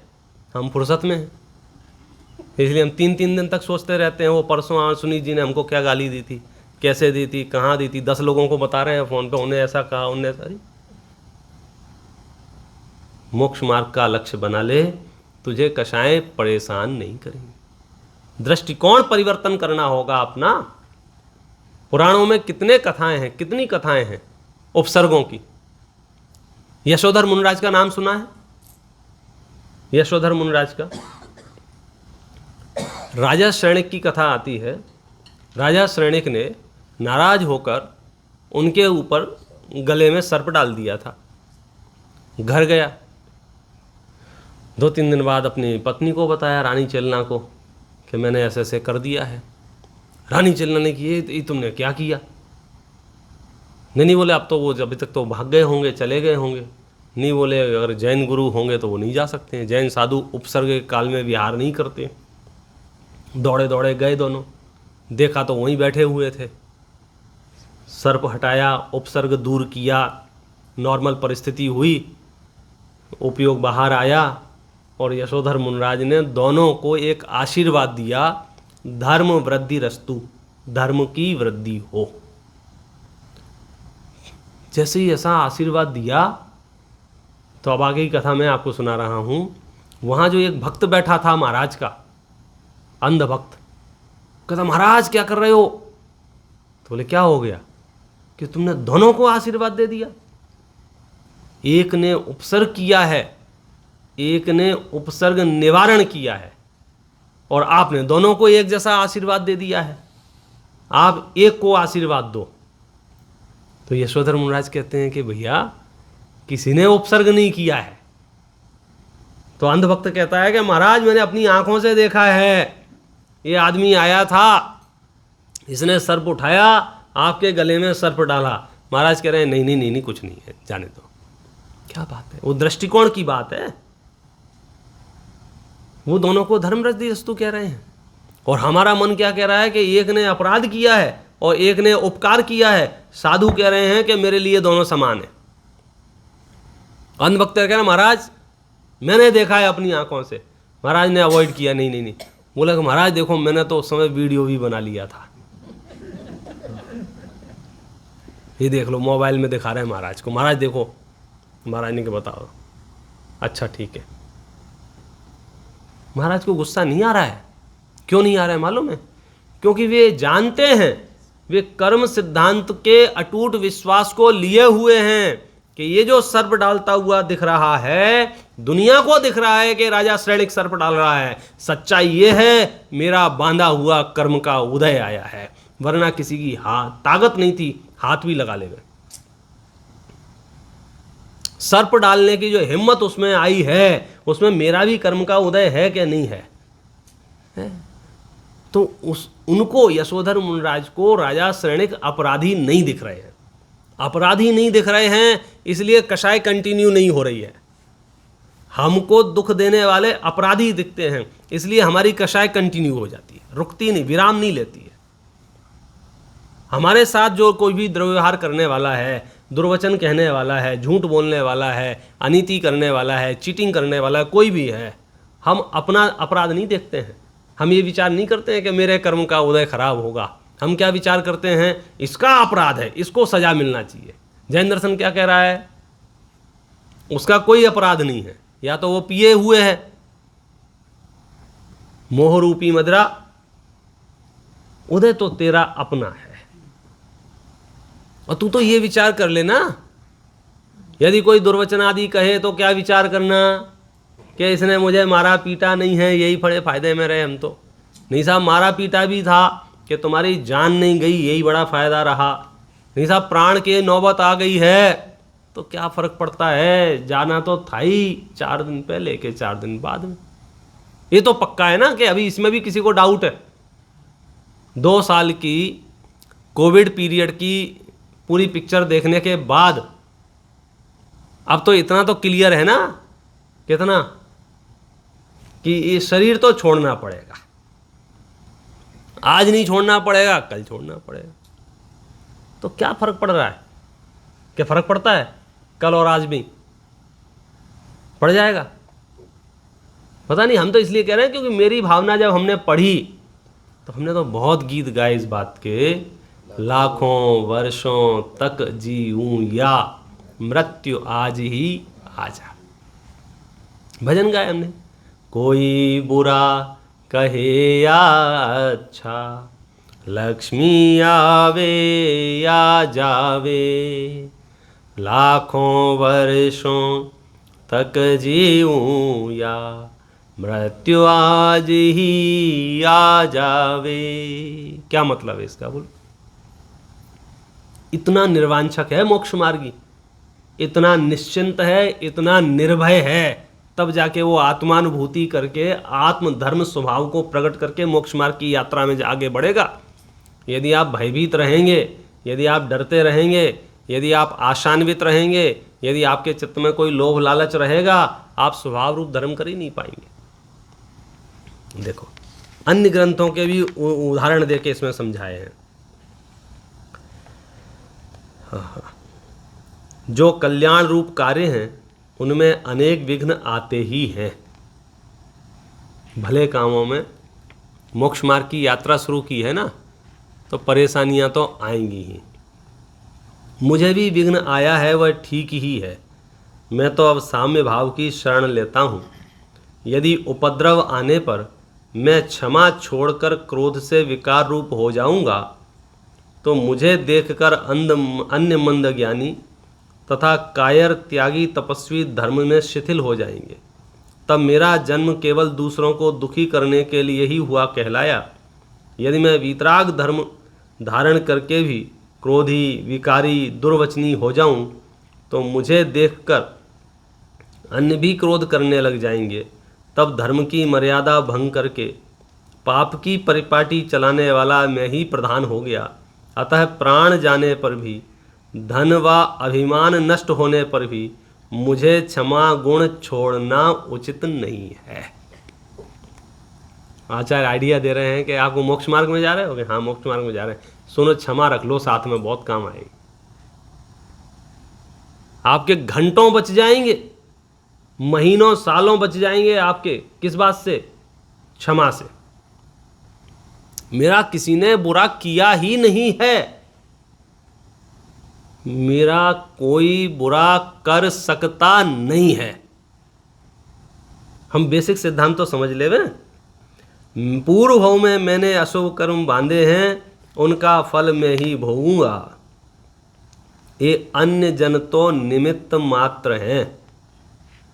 यदि इनके निमित्त से पाप कर्म का उदय नहीं आया तो किसी और के निमित्त से आता। उदय में आया हुआ कर्म तो फल दिए बिना नहीं टलता है। देखो आयु है ना, आयु जैसे 80 साल की, 50 साल की, 70 साल की, जिसके पास जितना पैकेज है वो पूरा होने पर ख़त्म होना ही होना है। पर्याय बदलनी है। जैसे ट्रेन में नहीं होता है, ये ट्रेन यहाँ तक जाएगी और वहाँ जाने के बाद तो सबको उतरना ही है ना। किसी को मन लग जाए, बढ़िया लगने लग जाए, अच्छी लगने लग जाए, बोले उससे कुछ फ़र्क नहीं पड़ता, नीचे उतरो, स्टेशन आया कि नीचे उतरो। तो आयु पूरी होने पर तो हमें इस शरीर का परित्याग करना ही करना है। अब हमारा गुस्सा पता कहाँ आ रहा है? अब आयु पूरी अगर ऐसे बैठे बैठे हो जाए तो हम समझते हैं कोई कारण नहीं था, अपने आप ही हो गया। और गलती से आप रोड पर खड़े हैं, पीछे से कोई स्कूटर वाला ठोक दे तो सारी गलती इसकी है, इसने मार डाला मुझे। यहाँ ये समझाना चाह रहे हैं, चाहे स्कूटर वाला ठोक दे, चाहे बिल्डिंग गिर जाए, चाहे हार्ट बंद हो जाए, चाहे लीवर खराब हो, चाहे किडनी खराब हो, पहली बात तो ये समझ लो तुम अजर अमर तत्व हो, तुम मरने वरने वाले हो नहीं, सिर्फ इस शरीर से निकलकर दूसरे शरीर में चले जाओगे। इसलिए ओवर एक्टिंग तो करो मत डरने की कि मर गए, कुछ नहीं होने वाला है। सिर्फ मकान शिफ्ट हो रहा है, घर बदली हो रहा है। इस भाव में भी आपका जन्म कहाँ हुआ था? साहब फलाने नगर में और फलाने गांव में। क्या हुआ? 10 साल बाद हमने वो नगर छोड़ दिया। तो नगर वालों के लिए तो आप मर गए ना, लेकिन आप तो यहाँ मौज कर रहे हैं। अभी मैं आपकी फ़ोटो लेके वहाँ जाऊँ जहाँ आप पैदा हुए, उस अस्पताल के आसपास घूमूँ, इनको कहीं देखा है क्या, इनको कहीं देखा है? सब लोग क्या है, कोई नहीं, मर गए तो कौन क्या मर गए। तो क्या हो रहा है? तो हमारे साथ भी भयंकर से भयंकर रोग आने पर भी, आयु पूर्ण होने पर भी अधिक से अधिक क्या होगा? इस शरीर से निकलकर दूसरे शरीर में चले जाएंगे। तो यहाँ ये कह रहे हैं कि मरना तो सुनिश्चित है ना, जगत जिसको मरना कहता है। हम तो ये कह रहे हैं कि आत्मा मरती ही नहीं है। आत्मा मरे ऐसी आत्मा का स्वभाव ही नहीं है, वो तो अजर अमर तत्व है, उसमें कुछ नहीं बिगड़ने वाला है। लेकिन जगत तो वियोग को ही मरण कह देता है। उस न्याय से भी कह लें तो मरना तो था ही ना। हम तो जन्म से 12 भावनाएं पढ़ रहे हैं। राजा राणा छत्रपति हातिन के असवार, मरना सबको एक दिन अपनी अपनी बार। तो ये तो सुनिश्चित है भाई साहब, मरना तो पक्का है। मरना माने शरीर तो छोड़ना ही है एक न एक दिन। तो क्या फर्क पड़ रहा है 4 दिन पहले के 4 दिन बाद में? 4 दिन पहले और 4 दिन बाद वाले ही शब्द जो है ना ये कहते नहीं, बाद में ही छोड़ेंगे। बहुत शांति से और गंभीरता से विचार करे तो चीज़ ख्याल में आएगी। देखो इसमें बहुत बढ़िया बढ़िया उदाहरण देके सरल करने की कोशिश की है विषय को। आचार्य पद्मनंदी ने तो और भी कहा है, मूर्ख जनों द्वारा बाधा, पीड़ा, क्रोध के वचन, हास्य, अपमान आदि होने पर भी जो उत्तम पुरुषों का मन विकार को प्राप्त नहीं होता है उसे उत्तम क्षमा कहते हैं। वह क्षमा मोक्ष मार्ग में प्रवर्तते पुरुष की परम सहायक है। विवेकी ऐसा चिंतन करते हैं, हम तो राग द्वेषादि मल रहित उज्ज्वल मन से बैठे हैं। अन्य लोग हमें खोटा कहो या भला कहो, हमें उससे क्या प्रयोजन है। वीतराग धर्म के धारकों को तो अपने आत्मा का शुद्धपना साधने योग्य है। बात ख्याल में आ रही है क्या चल रहा है? विवेकी जन तो ये विचार करते हैं कि अब कोई खोटा कहे या भला कहे, मैं अपने उपयोग को वहां क्यों बर्बाद कर रहा हूं, ये बताओ, मैं क्यों वहां समय खर्च कर रहा हूं। देखो क्या कहते हैं, यदि हमारे परिणाम दोष सहित हैं, हमारे भाव, हमारे विचार, हमारा मन, हमारे परिणाम दोष सहित हैं और कोई हितैषी हमें भला कहता है तो हम भले नहीं हो जाएंगे। और यदि हमारे परिणाम दोष रहित हैं, कोई बैर बुद्धि से हमें खोटा कहता है तो हम खोटे नहीं हो जाएंगे। फल तो जैसी हमारी चेष्टा परिणाम आचरण होगा वैसा प्राप्त होगा।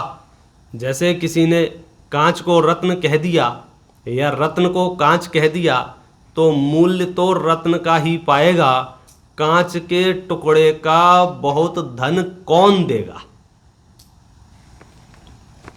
क्या कह रहे हैं ये? कोई आपकी निंदा कर रहा है तो आचार्य क्या सलाह दे रहे हैं, कर लेने दो ना बेचारे को, तुम क्यों उसको डिस्टर्ब कर रहे हो। तुम तो सिर्फ इतना सोचो तुम्हारे परिणाम मलिन हैं या नहीं हैं। यदि मलिन हैं, अपराध किया है, दोष सहित हैं और कोई हितैषी आपकी वाह वाह करता है तो आप वाह वाह ही नहीं हो जाएंगे। और यदि आप दोष रहित हैं, कोई कितने ही आरोप क्यों ना लगाता हो, आप दोषी नहीं हो जाएंगे। इसको ऐसे समझ लो,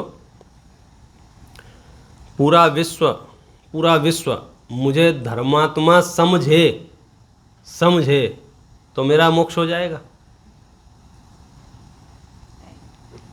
पूरा विश्व मुझे पापी समझे तो मैं नरक चला जाऊंगा। तो नरक स्वर्ग मोक्ष किससे जाऊंगा? मैं अपने परिणामों से जाऊंगा। इसमें दूसरे का कोई हस्तक्षेप नहीं है। देखो, दुष्ट जन का स्वभाव तो पर के दोष कहने का है, पर में बिल्कुल भी दोष नहीं हो तो भी पर के दोष कहे बिना उसे सुख नहीं मिलता है।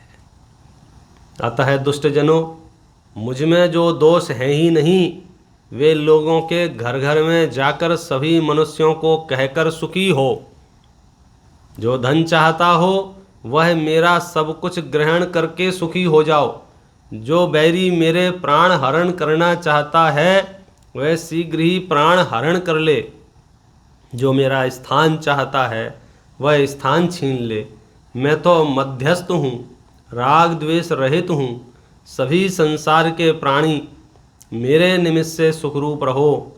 मेरे निमित्त से किसी प्राणी को कोई दुख नहीं हो। मैं यह घोषणा करता हूँ, मेरा जीवन तो आयु कर्म के अधीन है। धन तथा स्थान चला जाना, बना रहना पाप पुण्य के अधीन है। हमारा किसी अन्य जीव से बैर विरोध नहीं है, सभी के प्रति क्षमा है। ये उच्च कोटि का परिणाम आपके पास होगा, फिर आप धर्म के मैदान में कर्मों का नाश कर सकते हो, फिर आप मोक्ष मार्ग में प्रवर्तन कर सकते हैं। अन्यथा तो ऊंचे से ऊंचे पद पे जाने पर भी ऐसे बाहर से लगे कि हम इतने पूजा करते, इतना तप करते, इतना फलाना करते, इतना ठिकाना करते, परिणाम शुद्धि नहीं हुई तो वो सारा का सारा आपका करा धरा एक बराबर हो जाएगा। और परिणाम शुद्धि होगी तो उसमें सुगंधी फैलेगी। और यहाँ किस स्तर पर आपको ले जाके बिठाने की कोशिश कर रहे हैं? उत्तम क्षमा कहते किसको है?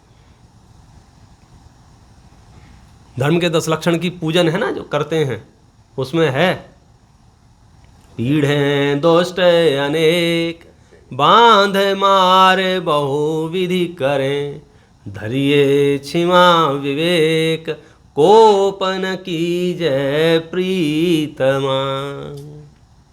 उत्तम क्षमा गहोरे भाई, इह भव जस पर भव सुखदाई। आप एक एक चीज जो कही गई है, और फिर साथ में ये भी बताया कि विषम से विषम परिस्थिति बनने पर भी जो बैर धारण नहीं करते हैं उसके उत्तम क्षमा होती है। और आपके उन सभी सवालों का जवाब पहले ही दे दिया कि आप कहोगे कि गुस्सा आता ही है और मैं क्यों बैर धारण ना करूं। आप इसलिए बैर धारण ना करो क्योंकि आया हुआ जो विकार है, परिस्थिति है, वह तो अपनी ही बांधी हुई कर्म का उदय का फल है, वह निर्जरा हो रही है, वो तुम्हारे फायदे के दिन चल रहे हैं, तुम ऋण मुक्त हो रहे हो। ज्ञानी उदास नहीं होते। रोग आ जाए तो ज्ञानी टेंशन भी नहीं, और मेरे रोग आ गया, वो अंदर से प्रसन्न रहते हैं। क्यों प्रसन्न रहते हैं? स्वागत है। निर्जरा हो रही है किसकी? कर्मों की। मेरा क्या बिगड़ रहा है ये बताओ। अब दिक्कत ये रही है कि वो मिथ्यात्व आके ये कह रहा है कि शरीर और आत्मा एक है ना, तो शरीर का जो बिगड़ रहा है वो मेरा ही तो बिगड़ रहा है। वो आचार्य कहते हैं कि नहीं, शरीर अलग है, आत्मा अलग है। शरीर के बिगड़ने से तेरा कुछ भी बिगाड़ नहीं होता है। शरीर जर्जर हो जाए, शरीर चलना बंद कर दे, शरीर सुनना बंद कर दे, शरीर देखना बंद कर दे, शरीर चखना बंद कर दे, शरीर सूंघना बंद कर दे, आत्मा जानना बंद नहीं करता है। आत्मा के स्वभाव रूप त्रिकाल रहने वाला पदार्थ है। हमें ये मानसिक तैयारी करनी होगी, शरीर की कैसी ही अवस्था क्यों ना हो, मैं उसे अपनी अवस्था ना जानूं, मैं उससे भिन्न आत्मा हूं, ये बात महसूस करूं। और जब मैं ये महसूस करूंगा तो क्रोधादि विकार उत्पन्न नहीं होंगे, अन्यथा तो क्रोधादि विकार उत्पन्न होंगे। जब शरीर का निषेध कर दिया तो फिर बाकी परिग्रह का तो आप सहज ही समझ लेना, दुकान मकान रुपया पैसा सोना चांदी किसका क्या परिणमन हो। नहीं तो क्या होगा, यदि इतना भेद विज्ञान नहीं होगा तो मोक्ष मार्ग में थोड़ी थोड़ी प्रतिकूलताएं हमारा ब्लड प्रेशर बढ़ा देंगी। ऐसा कैसे हो गया, ऐसा कैसे हो गया, ऐसा कैसे हो गया। आचार्य कहते हैं ऐसा ही होता है, बांधा हुआ है उदय में आएगा। अरे हम और आप तो सामान्य मनुष्य हैं, सामान्य पुरुष हैं, जो चक्रवर्ती हैं, 3 खंड के अधिपति हैं, नारायण हैं, बलभद्र हैं, जो बड़े बड़े हाई प्रोफाइल हैं, इनके जीवन की चर्या देखो ना। अब रामचंद्र जी को जब समझो 14 साल के लिए घर में नहीं रहने को मिला, बताओ उन्होंने क्या किया।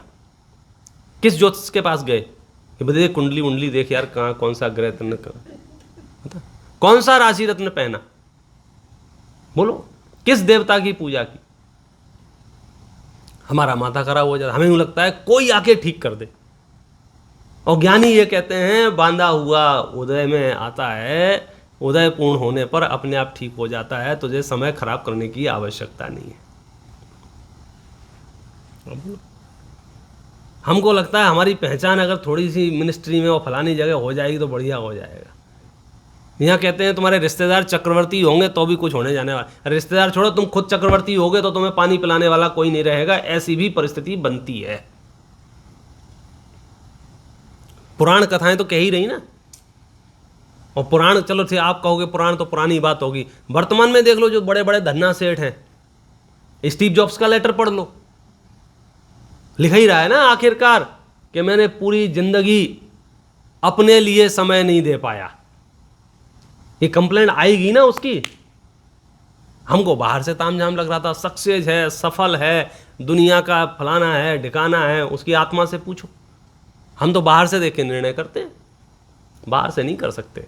बहुत छल चल रहा है बाजार में, हम नहीं पहचान पाते हैं कौन सुखी है कौन दुखी है। बोलो, हमको तो लगता है अरे यार ये तो बहुत सुखी है, इसके तो फोटो होर्डिंग बोर्ड पे छप रहे हैं, इसके पास तो इतनी गाड़ियां हैं, इसके पास तो इतने बंगले हैं, और इसकी तो इतनी फैन फॉलोइंग है।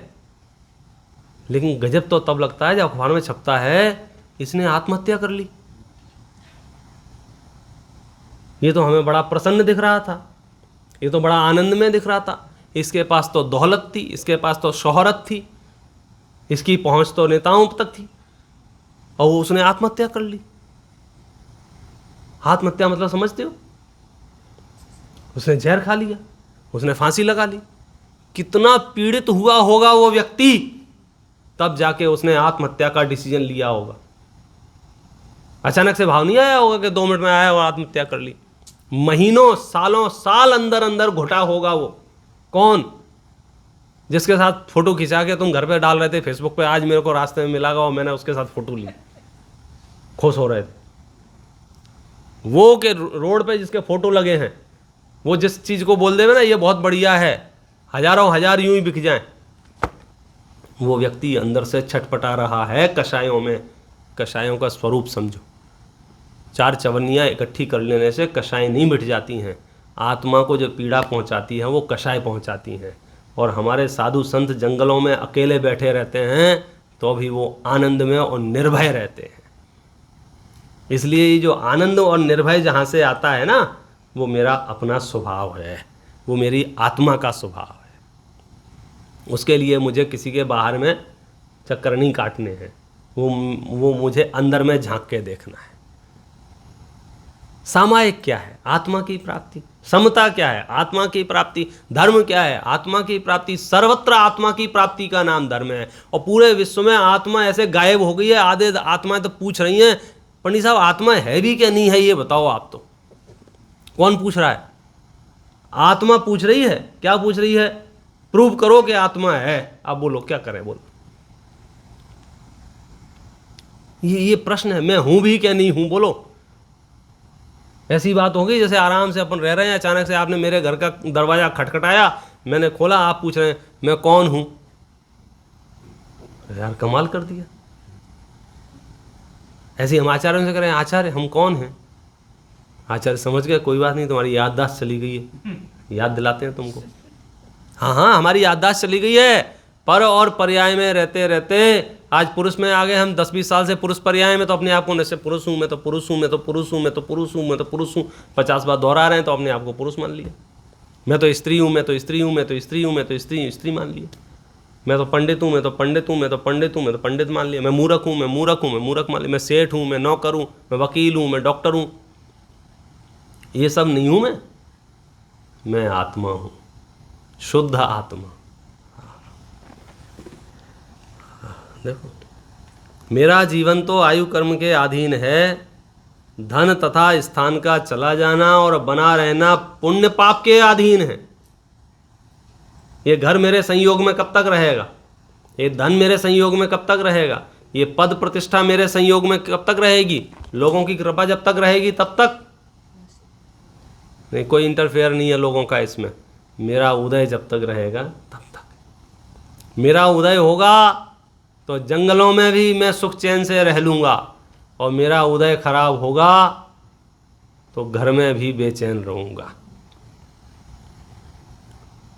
पिताजी कुलकर, बेटा चक्रवर्ती, स्वयं तीर्थंकर। कर्म का उदय कभी ऐसा आया 6 महीने तक आहार नहीं मिला। हम गर्म हो जाते हैं एक टाइम के भोजन पे ही। थोड़ी सी अनुकूलता ना हो, थोड़ी सी सुविधा ना हो, थोड़ी परिस्थितियां ठीक ना हो, डॉक्टर को दिखाने जाएं, डॉक्टर समय पे ना देखे, देखे भी तो इलाज ना करे, इलाज भी करे तो गलत इलाज कर दे। कभी विचार किया उसने गलत इलाज क्यों किया? मेरा बांधा हुआ। तुमने कितनों के साथ गलत किया है? नहीं साहब वो मत बात करो, सामने वाले की बस बात करेंगे, हमारी फाइल मत खोलो। बोले ठीक है। हे आत्मन, मिथ्या दृष्टि, दुष्टता सहित, हित अहित के विवेक रहित मूढ़ मनुष्यों द्वारा किए गए दुर्वचन आदि उपद्रवों से अस्थिर चित्त होकर बाधा मानकर क्यों दुखी हो रहे हो?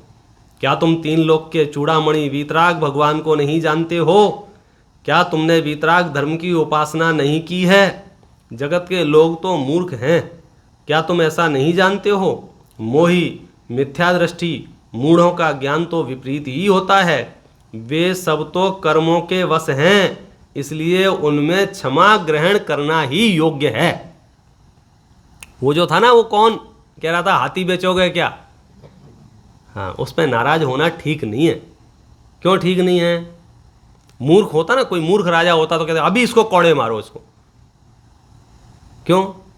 क्योंकि वो उसमें अपना अपमान महसूस कर रहा है।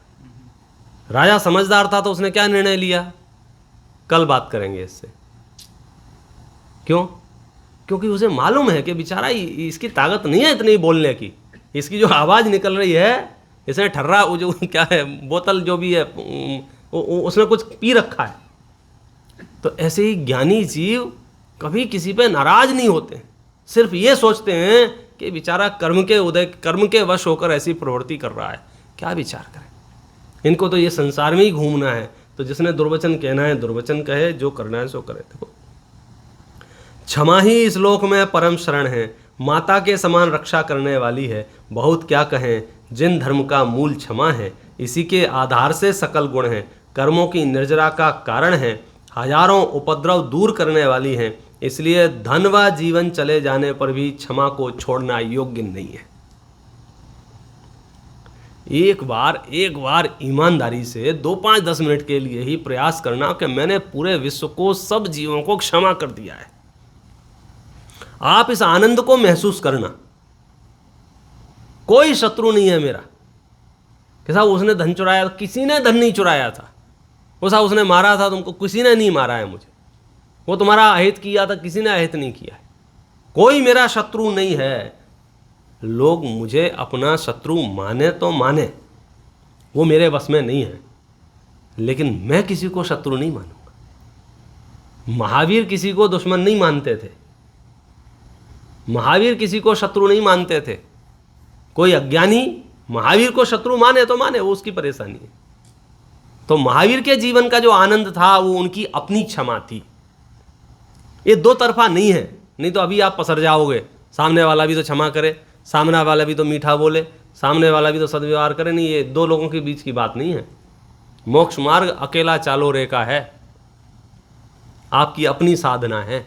आपको क्षमा रूप रहना है, आपको आनंदित रहना है, तो क्षमा रूप महसूस करो। मेरा इस विश्व में कोई भी शत्रु और कोई भी मित्र नहीं है। आप देखो कितने आनंद की स्थिति में आप चले जाएंगे।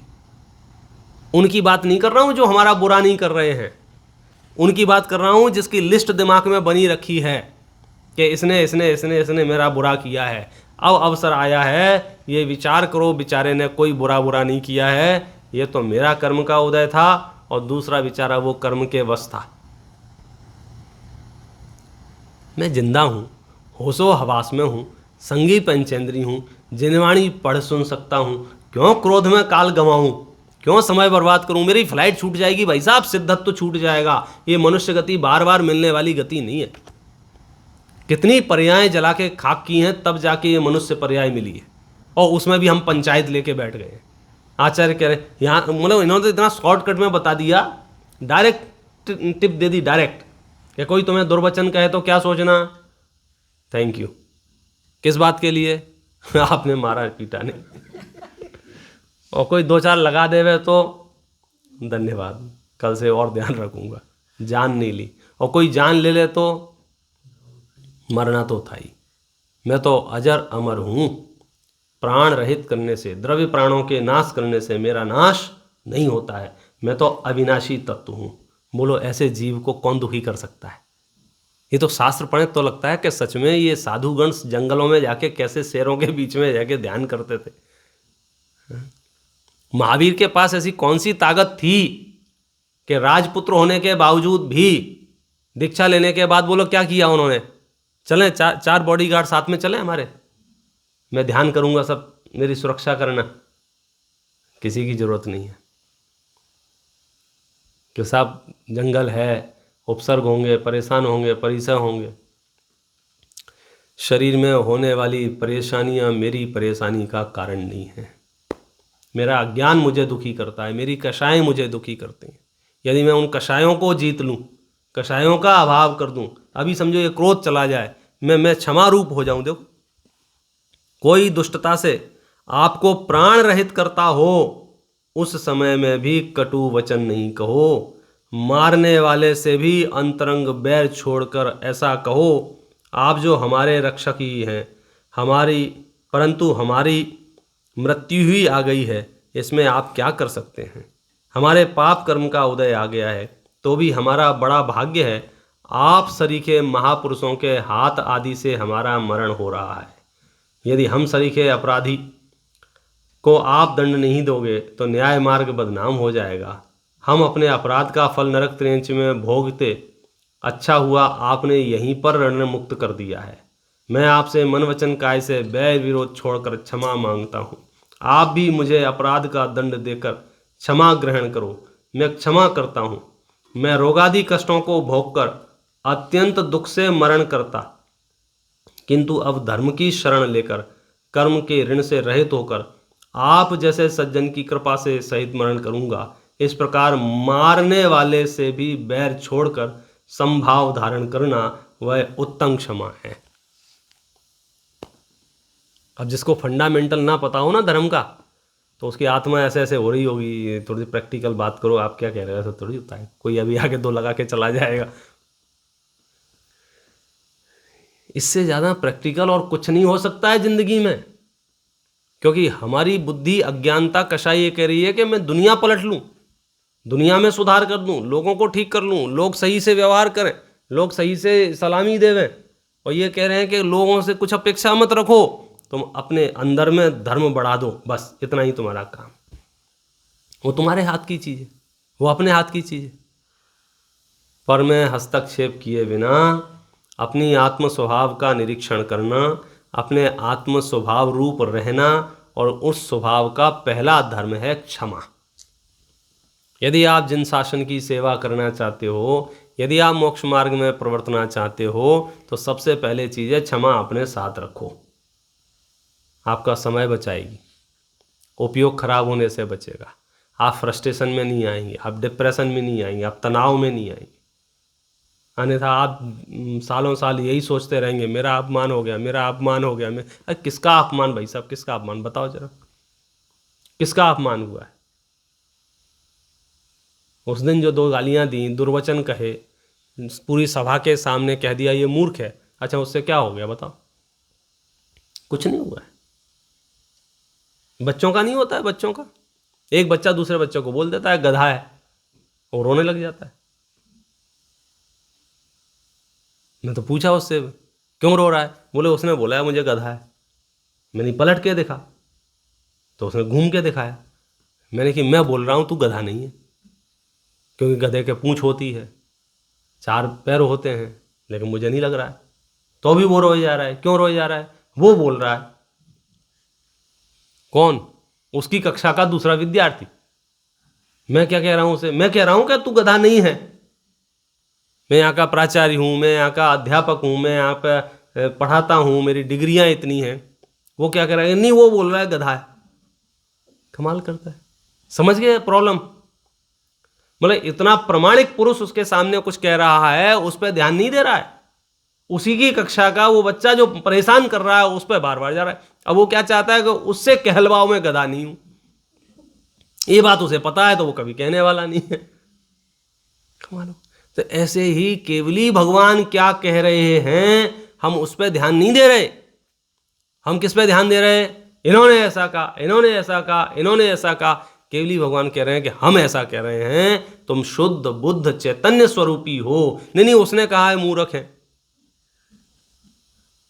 आचार्य कह रहे हैं मूर्ख मिथ्या दृष्टि के वचनों को तुम इतना गले से लगा के मत रखो, छोड़ दो। वहीं केवली परमात्मा जो कह रहे हैं उस बात पे ध्यान दो। तू परमात्मा है, एम नक्की कर, मैं भगवान बन सकता हूं, ये भगवान कह रहे हैं। ओम नमः सिद्धाय। एक प्रश्न है कि वैसे तो आपके यूट्यूब पे अलग अलग विषयों पर प्रवचन है जी, पर ये यहाँ जो आपने प्रवचन दिए हैं जी, ये भी कहीं होंगे हाँ, किसी के साथ शेयर करना हो तो? बिल्कुल बिल्कुल बिल्कुल। विपिन जैन शास्त्री नाम का जो यूट्यूब चैनल है, उस यूट्यूब चैनल पे आपको प्रवचन मिल जाएंगे।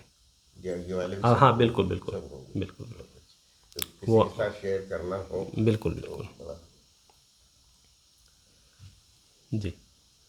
तो आपने जो बताया इस तरह की thinking and kind of thinking about this kind of things when this things happen, इस तरह का भेद विज्ञान जो करना है ये केवल संबंध दृष्टि कर सकता है।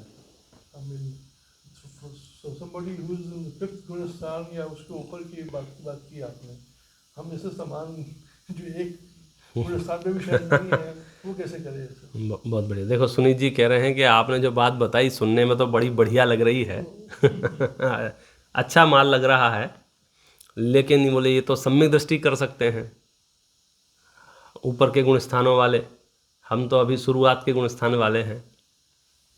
देखो मोक्ष मार्ग में, मोक्ष मार्ग का प्रयास सबके लिए एक जैसा है। सम्यक दृष्टि मिथ्या दृष्टि का भेद नहीं है। बहुत बारीकी से समझने की कोशिश करना मैं जो कहना चाह रहा हूँ। सम्यक दृष्टि जैसा सोचता है, सम्यक दृष्टि जैसा विचार करता है, वैसे विचार करने की, सोचने की ही सामर्थ्य और प्रयास मिथ्या दृष्टि को करना होगा, तभी तो वो सम्यक दृष्टि बनेगा। मैं फिर से कहता हूँ, जब आप डॉक्टर बनने जाते हैं, मेडिकल लाइन में एडमिशन कोई विद्यार्थी लेता है, तो वहाँ जो भी पढ़ाया जाता है वो क्या पढ़ाया जाता है? मूर्ख लोग ऑपरेशन कैसे करते हैं ये बताया जाता है, या समझदार लोग ऑपरेशन कैसे करते हैं ये बताया जाता है? वहाँ जो बताया जाता है यही बताया जाता है ना कि एक्सपर्ट लोग कैसे ऑपरेशन करते हैं। किसको बताया जाता है? जो सीख रहा है, जो सामने बैठा है, वो तो एक्सपर्ट नहीं है, तो उसके लिए कोई दूसरे टाइप का ऑपरेशन बताएं। तो आप भले ही मिथ्या दृष्टि हैं, लेकिन उपाय तो सम्यक दृष्टि वाला ही सही है। तो आपको तो आज मानो कल मानो, जब मर्जी हो तब मानना, प्रैक्टिस तो यही करनी पड़ेगी। मतलब आपका गुणस्थान कम है, इसलिए हम धर्म को डाइल्यूट करके बताएं और आपके हाथ में कोई झुंझुना पकड़ा दें कि ऐसा ऐसा करो इससे धर्म हो जाएगा, ये गलती हमसे नहीं हो सकती है। जगत में ऐसा चलता है, आपको कोई भी एक चीज़ कह देंगे ऐसा कर लो उससे धर्म हो जाएगा। वो धर्म के बाह्य साधनों में अनेक भेद पड़ सकते हैं, लेकिन धर्म का जो अंतरंग साधन है वो एक रूप है। तो ये जो आपकी बात कही है उसका तो जवाब यही है कि हम तो यहाँ सम्यक दृष्टि क्या करते हैं वही बताएंगे। तो आप भी सुन करके स्वयं वैसा ही आचरण, वैसी ही प्रवृत्ति, वैसा ही श्रद्धान करो, आप सम्यक दृष्टि हो जाओगे। मिथ्या दृष्टियों के लिए अलग से कोई धर्म नहीं है मेरे पास कि जब तक मिथ्या दृष्टि हो तब तक ये वाला धर्म कर लो। मतलब वही वाली बात है, चाहे वकील हो, चाहे डॉक्टर हो, कोई भी फील्ड हो, निरूपण तो एकदम परफेक्ट और एक्सपर्ट वाला किया जाएगा, और जो सुनने वाला होगा वो उतना एक्सपर्ट निरूपण सुनेगा तो अच्छा डॉक्टर बन पाएगा। यदि उसने एक्सपर्ट वाला निरूपण नहीं सुना तो अच्छा वाला डॉक्टर नहीं बन पाएगा। तो यहाँ तो शास्त्रों में तो सर्वोत्कृष्ट धर्म प्रस्तुत कर दिया जाएगा। अब तुम्हारी जितनी हैसियत हो, जितनी सामर्थ्य हो, जितनी ताकत हो, जितना पुरुषार्थ हो, अधिक से अधिक सेवन करने की कोशिश करना। यहाँ तो ये बता दिया ना कि ये उत्तम धर्म ये है। अब अपनी जितनी परिस्थिति है, कभी कदाचित ऐसा भी होता है हम चाहते हैं क्षमा करें, लेकिन पुरानी प्रैक्टिस, पुराने अभ्यास, पुरानी अज्ञानता, उस समय की परिस्थिति, उस समय का हम नहीं कर पाते हैं, तो आचार्य उसका प्रतिक्रमण उपाय भी बताएंगे। कोई बात नहीं है, पुनः प्रयास करो, कोई बात नहीं है। पुनः साइकिल चलाना सीखते हैं, गिर पड़ते हैं, अरे यार मैं तो गिर पड़ा, अरे कोई बात नहीं, गिर पड़े तो दोबारा, नहीं मुझे लग गई, कोई बात नहीं, सब होता है बोले। इसलिए आप जो क्राइम करेंगे, अपराध करेंगे, उनकी क्षमा की विधान यहाँ हैं, लेकिन धर्म में करेक्शन मत करो, क्योंकि आपका गुणस्थान कम है। पूरी दुनिया ने यही कर रखा है। वे नाच रहे थे तो नाचने का नाम धर्म रख दिया, वे गा रहे थे तो गाने का नाम धर्म रख दिया, वे खा रहे थे तो खाने का नाम धर्म रख दिया। हम ऐसा नहीं करेंगे। धर्म तो एक रूप ही है, जब भी चाहो, जहाँ चाहो, इसी रूप से प्रवृत्ति करना होगी। क्योंकि ये जो धर्म का आनंद है ये अलग ही है। इसमें कोई आडंबर नहीं, इसमें कोई अंधविश्वास नहीं, इसमें कोई वो नहीं, और ये हर परिस्थिति में होने वाला धर्म है। अपवित्रो पवित्रो वा सुस्थितो दुस्थितो विवा ध्यायेत पंच नमस्कारम सर्व पापी प्रमुच्यते। शास्त्र कह रहे हैं अपवित्र अवस्था हो या पवित्र अवस्था हो, यदि आप पंच परमेष्टि का स्मरण करते हैं तो आपके सर्व पाप से मुक्त हो जाते हैं। हमारे पास बहाने हैं, कैसी भी विषम परिस्थिति हो जाए, कैसी भी हालत खराब हो जाए, शरीर से उठा ना जाए, करवट ना ली जाए, तो भी ऐसा याद रखना, मैं आत्मा हूँ ज्ञायक स्वभावी, मैं आत्मा हूँ ज्ञायक स्वभावी, क्षमा मेरा धर्म है, मार्दव मेरा धर्म है, आर्जव, ये ऐसा पक्का कर लो। फिर आप अस्पताल में अकेले भी पड़े होंगे ना, आपकी औलादें आपकी शक्ल देखने भी नहीं आ रही होंगी ना, तो आपको दुख नहीं होगा, आपको बेचैनी नहीं होगी, आपको, क्योंकि मोह नाश करके आगे बढ़ रहे हैं ना मोक्ष मार्ग में। मुझे तो सिद्धत्व की प्राप्ति करनी है, मुझे क्या लेना देना है। ये तो ये मेले में आए थे, 4-6 लोग मिल गए, जय जिनेंद्र हो गई, राम राम श्याम श्याम हो गई, चलने लगी गाड़ी, इससे ज़्यादा कुछ नहीं। मुझे विश्व के किसी से परमाणु मात्र की कोई अपेक्षा नहीं है। आप देखो मोक्ष मार्ग का आनंद कितना ज़बरदस्त है, कोई परिस्थिति आपको परेशान नहीं करेगी, कोई भी परिस्थिति। और नहीं तो आपको छोटी छोटी परिस्थिति परेशान कर सकती है। पंखा अगर 1 नंबर भी कम ज़्यादा चल रहा हो ना, नींद नहीं आएगी आपको। और यहाँ ये कह रहे हैं कि पसीने से तरबतर हो रहे हों तो अभी क्षमा धर्म का सेवन करोगे। मुनराजों के पास क्या है, साधुओं के पास क्या है, लेकिन उनका जीवन आनंदमय है। और यहाँ सब कुछ है, लेकिन प्राण पीड़ित हैं। अब वो पता नहीं चल रहे हैं बस, क्यों? हमको आदत पड़ गई। और साहब कैसे हो? I am fine. तो ऐसा रट्टा मारा है इसका ऐसा रट्टा मारा है, खूब परेशानियों के बीच में भी हम ये दोहराते रहते, I am fine, I am fine. जैसे आप कितने ही बीमार हो, परेशान हो, दुखी हो, कोई आ जाए, सर एक फ़ोटो लेना है, तो आप क्या करते हैं? गलत मुस्कुराने। लेकिन वो मुस्कुराहट आर्टिफिशियल है ना। अंतरंग का आनंद लेना है तो वो क्षमा, मार्दव, आर्जव, जो मेरा अपना स्वभाव है, स्वभाव रूप रहना है। किसी से राग द्वेष नहीं, किसी से पक्षपात नहीं, किसी से स्नेह नहीं, किसी से द्वेष नहीं, घृणा नहीं। वो अवस्था कैसी वितराग अवस्था है। वो आपको ध्यान करना हो तो सिद्धों को याद करो, अरहंतों को देख के आप निर्णय करो कि ये अवस्था है धर्म रूप अवस्था। दूसरे धर्म वाले ये कहेंगे ये स्नेह भी नहीं, अरे तुम्हारे धर्म में स्नेह बीमारी की जड़ तो ये स्नेह ही है। हमारे यहाँ तो राग ही है सब कषायों का आधार। इसलिए हमारे यहाँ तो धर्म ही वीतरागता है। वीतरागी उसे, क्योंकि राग है माने आकुलता है, बेचैनी है, परेशानी है। आपने कसाईयों में हास्य और शोक बताया, वो जी कैसे आता है उससे? देखो, हास्य भी एक कषाय है, दुख रूप है, आकुलता रूप है, रति भी आकुलता रूप है, अरति भी आकुलता रूप है, शोक भी आकुलता है, भय भी एक कषाय है। जैसे क्रोध बुरी चीज़ है ना, ऐसे भय भी बुरी चीज़ है, डरना भी बुरी चीज़ है, शोक भी बुरी चीज़ है। कषाय है ना, कर्म बंधन कारक है। देखो कषाय माने जिस परिणति से कर्म का बंधन हो उसका नाम कषाय, सरल से। तो ये जितनी भी लिस्ट है इससे कर्म बंधन होता है। अब वो जो हास्य है, फिर हास्य के बहुत भेद हैं। हिंसानंदी हास्य भी होता है, मृषानंदी हास्य भी होता है, चौर्यानंदी हास्य भी होता है। क्या मतलब इसका? रौद्र ध्यान के भेद हैं, तत्वार सूत्र अगर आपने पढ़ा हो तो। रौद्र ध्यान के भेद कौन से? हिंसानंदी हिंसा में आनंद मानता है। जैसे केले का छिलका डाल दिया, कोई व्यक्ति उस पर पैर स्लिप हो गया और 10-5 बच्चे बैठ के हा हा हा हा किया, तो ये तो हास्य है ना। लेकिन ये हास्य कैसा हास्य है? हिंसानंदी हास्य है। हिंसा में आनंद माना, अथवा अंडा खाया अथवा मांस खाया और कहा मज़ा आ गया, तो हिंसा में आनंद माना। तो हिंसा में जो हास्य मान रहे हैं वो हिंसानंदी है, तो कषाय है वो। झूठ में हास्य मानते हैं, झूठ बोल देते हैं, सामने वाला परेशान होता है और हम आनंद लेते हैं उस चीज़ का। तो ये जो हास्य है, रति है, अरति है, शोक है, भय है, ये सब कषाय हैं। और इन सब कषायों से बचने का एकमात्र उपाय है हम अपनी आत्मा का स्वरूप समझें और उस स्वरूप में समा जाएं।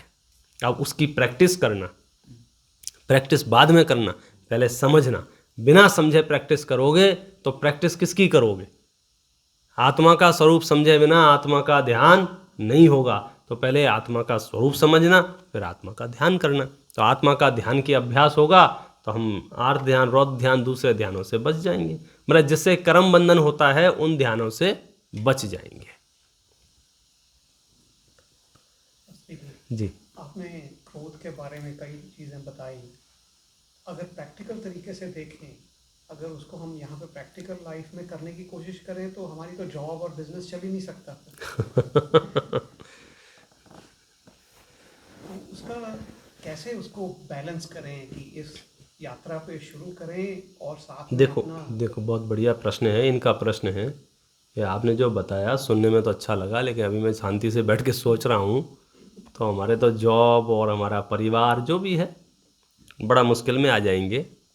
इसका कैसे प्रैक्टिकल हो सकता है कि देखो, यही इसका प्रैक्टिकल है कि पहले हम उसका सही स्वरूप समझ लें। जिस लक्ष्य पे हमें पहुंचना है, जिस दशा को हमें प्राप्त करना है, उसका ओरिजिनल स्वरूप क्या है वो हम समझ लें। अदरवाइज क्या होगा, घर से निकले थे सिद्ध शिला पाने के लिए और हम किसी पहले स्वर्ग के, दूसरे स्वर्ग के, तीसरे स्वर्ग के आकर्षण में, हाँ यही ठीक है, यही ठीक है, यही ठीक है, गड़बड़ हो जाएगी। यदि लक्ष्य आपका उत्कृष्ट है तो पहले उसका स्वरूप समझ लें। और स्वरूप समझने के बाद इसमें एक भी बात ऐसी नहीं थी जो अनप्रैक्टिकल है। क्यों? सिर्फ इसको मैं आपकी प्रैक्टिकल भाषा में बात कर रहा हूँ। सिर्फ आपका पेशेंस लेवल ही तो हायर कर रहे हैं हम यहाँ, और क्या कर रहे हैं? समझो आप जॉब कर रहे हैं, आपका क्लाइंट है, नाराज हो रहा है, और आप अगर इस डायरेक्शन में चल रहे हैं, आप नाराज नहीं हो रहे हैं, तो आपसे अच्छा एम्प्लॉय और कौन हो सकता है कंपनी के लिए? यदि आप एम्प्लॉय हैं और आपका बॉस नाराज हो रहा है और आप नाराज नहीं हो रहे हैं, तो आपसे अच्छा एम्प्लॉय कौन हो सकता है? यदि आप बॉस हैं, आपके एम्प्लॉय नाराज हो रहे हैं और आप नाराज नहीं हो रहे हैं, तो आपसे अच्छा बॉस कौन हो सकता है? तो इन डेप्थ में जाके देखेंगे तो अगर ये चीज आपको मिल गई, इसका आधे से आधा भी आपने अप्लाई कर लिया लाइफ में, तो आपकी आजीविका, आपका परिवार, एक अलग दुनिया हो जाएगी आपकी। मतलब आपकी जो नेचर की क्वालिटी जो बढ़ जाएगी, 100% होगा तब तो मोक्ष मार्ग है। आधे से आधा भी आ गया, अभी हम जितनी रिप्लाई कर रहे हैं। अच्छा, होता क्या है, जब हम क्रोध में आके कोई रिप्लाई करते हैं तो जस्ट वो 5 मिनट का एपिसोड नहीं है कि हमने रिप्लाई कर दिया, वो उसके बाद भी दिमाग में घूमता है। और जब वो बाद में दिमाग घूमता है, जो बाद में करने वाले जो काम थे वो काम पेंडिंग होते हैं, क्योंकि वो बात दिमाग में अभी अपसेट हूँ, अभी मेरे से काम नहीं हो रहा है। अगर आप इसको प्रैक्टिकल लाइफ ले लेंगे, आप अपसेट होना बंद हो जाएंगे। होंगे तो आपका टाइम लिमिट कम होगा अपसेट होने का, 2 मिनट 5 मिनट पानी पिया और अपने काम पे लग जाएंगे। डिप्रेशन में कभी नहीं जाएंगे, टेंशन में कभी नहीं जाएंगे। तो आपको यदि लौकिक लाइफ में भी बहुत बड़ी उपलब्धियां चाहिए हों तो यही एक रास्ता है कि आप क्षमा अपने साथ में रखो, सबको माफ़ करते जाओ। जब आप सबको माफ़ करते जाएंगे तो आपका प्रोडक्शन डबल हो जाएगा। आप बॉस हैं और फिर भी अगर एम्प्लॉयज़ को डांटने के बजाय अगर उनको बुला करके प्रेम से कुछ कहेंगे तो शायद सुधार ज़्यादा होगा। मतलब आपके फेवर में इतनी चीज़ें आ जाएंगी, जब आप 50 बार सहन कर रहे हैं और एक आध बार डांट भी देंगे तो आपके फेवर में रहेंगे कि आज एक्चुअल में कुछ प्रॉब्लम होगी, अदरवाइज आप ऐसे नहीं थे। मतलब आपकी एक रेपुटेशन अलग ही हो जाएगी। तो इसलिए मैं नहीं समझता हूँ कि क्षमा को अपनाने से आपके लौकिक जीवन में या पारलौकिक जीवन में कुछ प्रॉब्लम आने वाली है। प्रॉब्लम तो कषायों से आ रही थी, क्रोध से प्रॉब्लम आ रही थी, और हम तो यहाँ उस प्रॉब्लम को हटा रहे हैं। तो इसलिए प्रैक्टिकल लाइफ में भी आप समझ लो, आज बिजनेस है या आप ट्रैवलिंग कर रहे हैं या आप लोगों के साथ रह रहे हैं, तो आप इसीलिए तो अच्छे माने जाते हैं क्योंकि आप दूसरों की अपेक्षा कम गुस्सा करते हैं, दूसरों की अपेक्षा आप कम कशायर पालते हैं, दूसरों की अपेक्षा आप कम नाराज होते हैं। इसीलिए तो आप अच्छे दोस्त कहला रहे हैं ना, इसीलिए तो आप अच्छी सोसाइटी के मेंबर कहला रहे हैं ना। तो यहाँ तो कह रहे हैं सत्वोत्कृष्ट और थोड़ा ग्रेड बढ़ा लो अपनी। अभी तो हम दूसरों के लिए गुस्सा नहीं कर रहे, अब यहाँ कह रहे हैं कि अपने लिए गुस्सा मत करो। अभी तो इसलिए गुस्सा नहीं कर रहा, क्या गुस्सा करूँगा तो ये भाग जाएंगे। इनको होल्ड करने के लिए मैंने अपना गुस्सा होल्ड कर रखा है। आ तो रहा है, जब दुकान पे बैठता हूँ और ग्राहक बार बार एक ही बात के लिए परेशान करता है तो गुस्सा तो आता है। व्यक्त क्यों नहीं होता है? क्योंकि अगर व्यक्त होगा तो ये तो उड़ के भाग जाएगा, तो मेरा नुकसान हो जाएगा। तो लोभ के कारण क्रोध बैठा रहता है शांति से। लेकिन धर्म की प्रैक्टिस ये कह रही है कि सहज ही ऐसी वृत्ति हो जाती है कि हमें गुस्सा आता ही नहीं है। जैसे वो सोच, एंगल चेंज हो गया ना सोचने का। अब वो राजा वाले एंगल से सोचो, बेचारा शराब पिए हुए है ना, इसलिए ऐसा इसने कहा है। यदि ये वाला एंगल नहीं होता तो आपके पास दूसरा एंगल कौन सा है? मैं राजा हूं और मुझसे इसने ये कहा है, डाल दो जेल में। अरे तुम पूरे गांव को अंदर कर दोगे भाई साहब, व्यवस्था ऐसे थोड़ी चलती है। किसी को कहीं कुछ नहीं करने की जरूरत है, अपनी शुद्धि करना है, क्योंकि हमें मोक्ष में जाना है। जिसको मोक्ष में जाना हो वो अपनी शुद्धि कर ले। इसलिए आई थिंक और इस पर डिस्कशन करें और इस पर गहराई से सोचें और उस पर विचार करें। प्रैक्टिकल लाइफ में भी अगर ये चीज़ हमारे पास है तो निस्संदेह हमें इससे लाभ ही मिलने वाला है। चलिए, समय हो गया। जिनवाणी स्तुति। जावाणी के ज्ञान ते सूझे लोकालोक, सोवाणी मस्तक नमु सदा देत हूँ।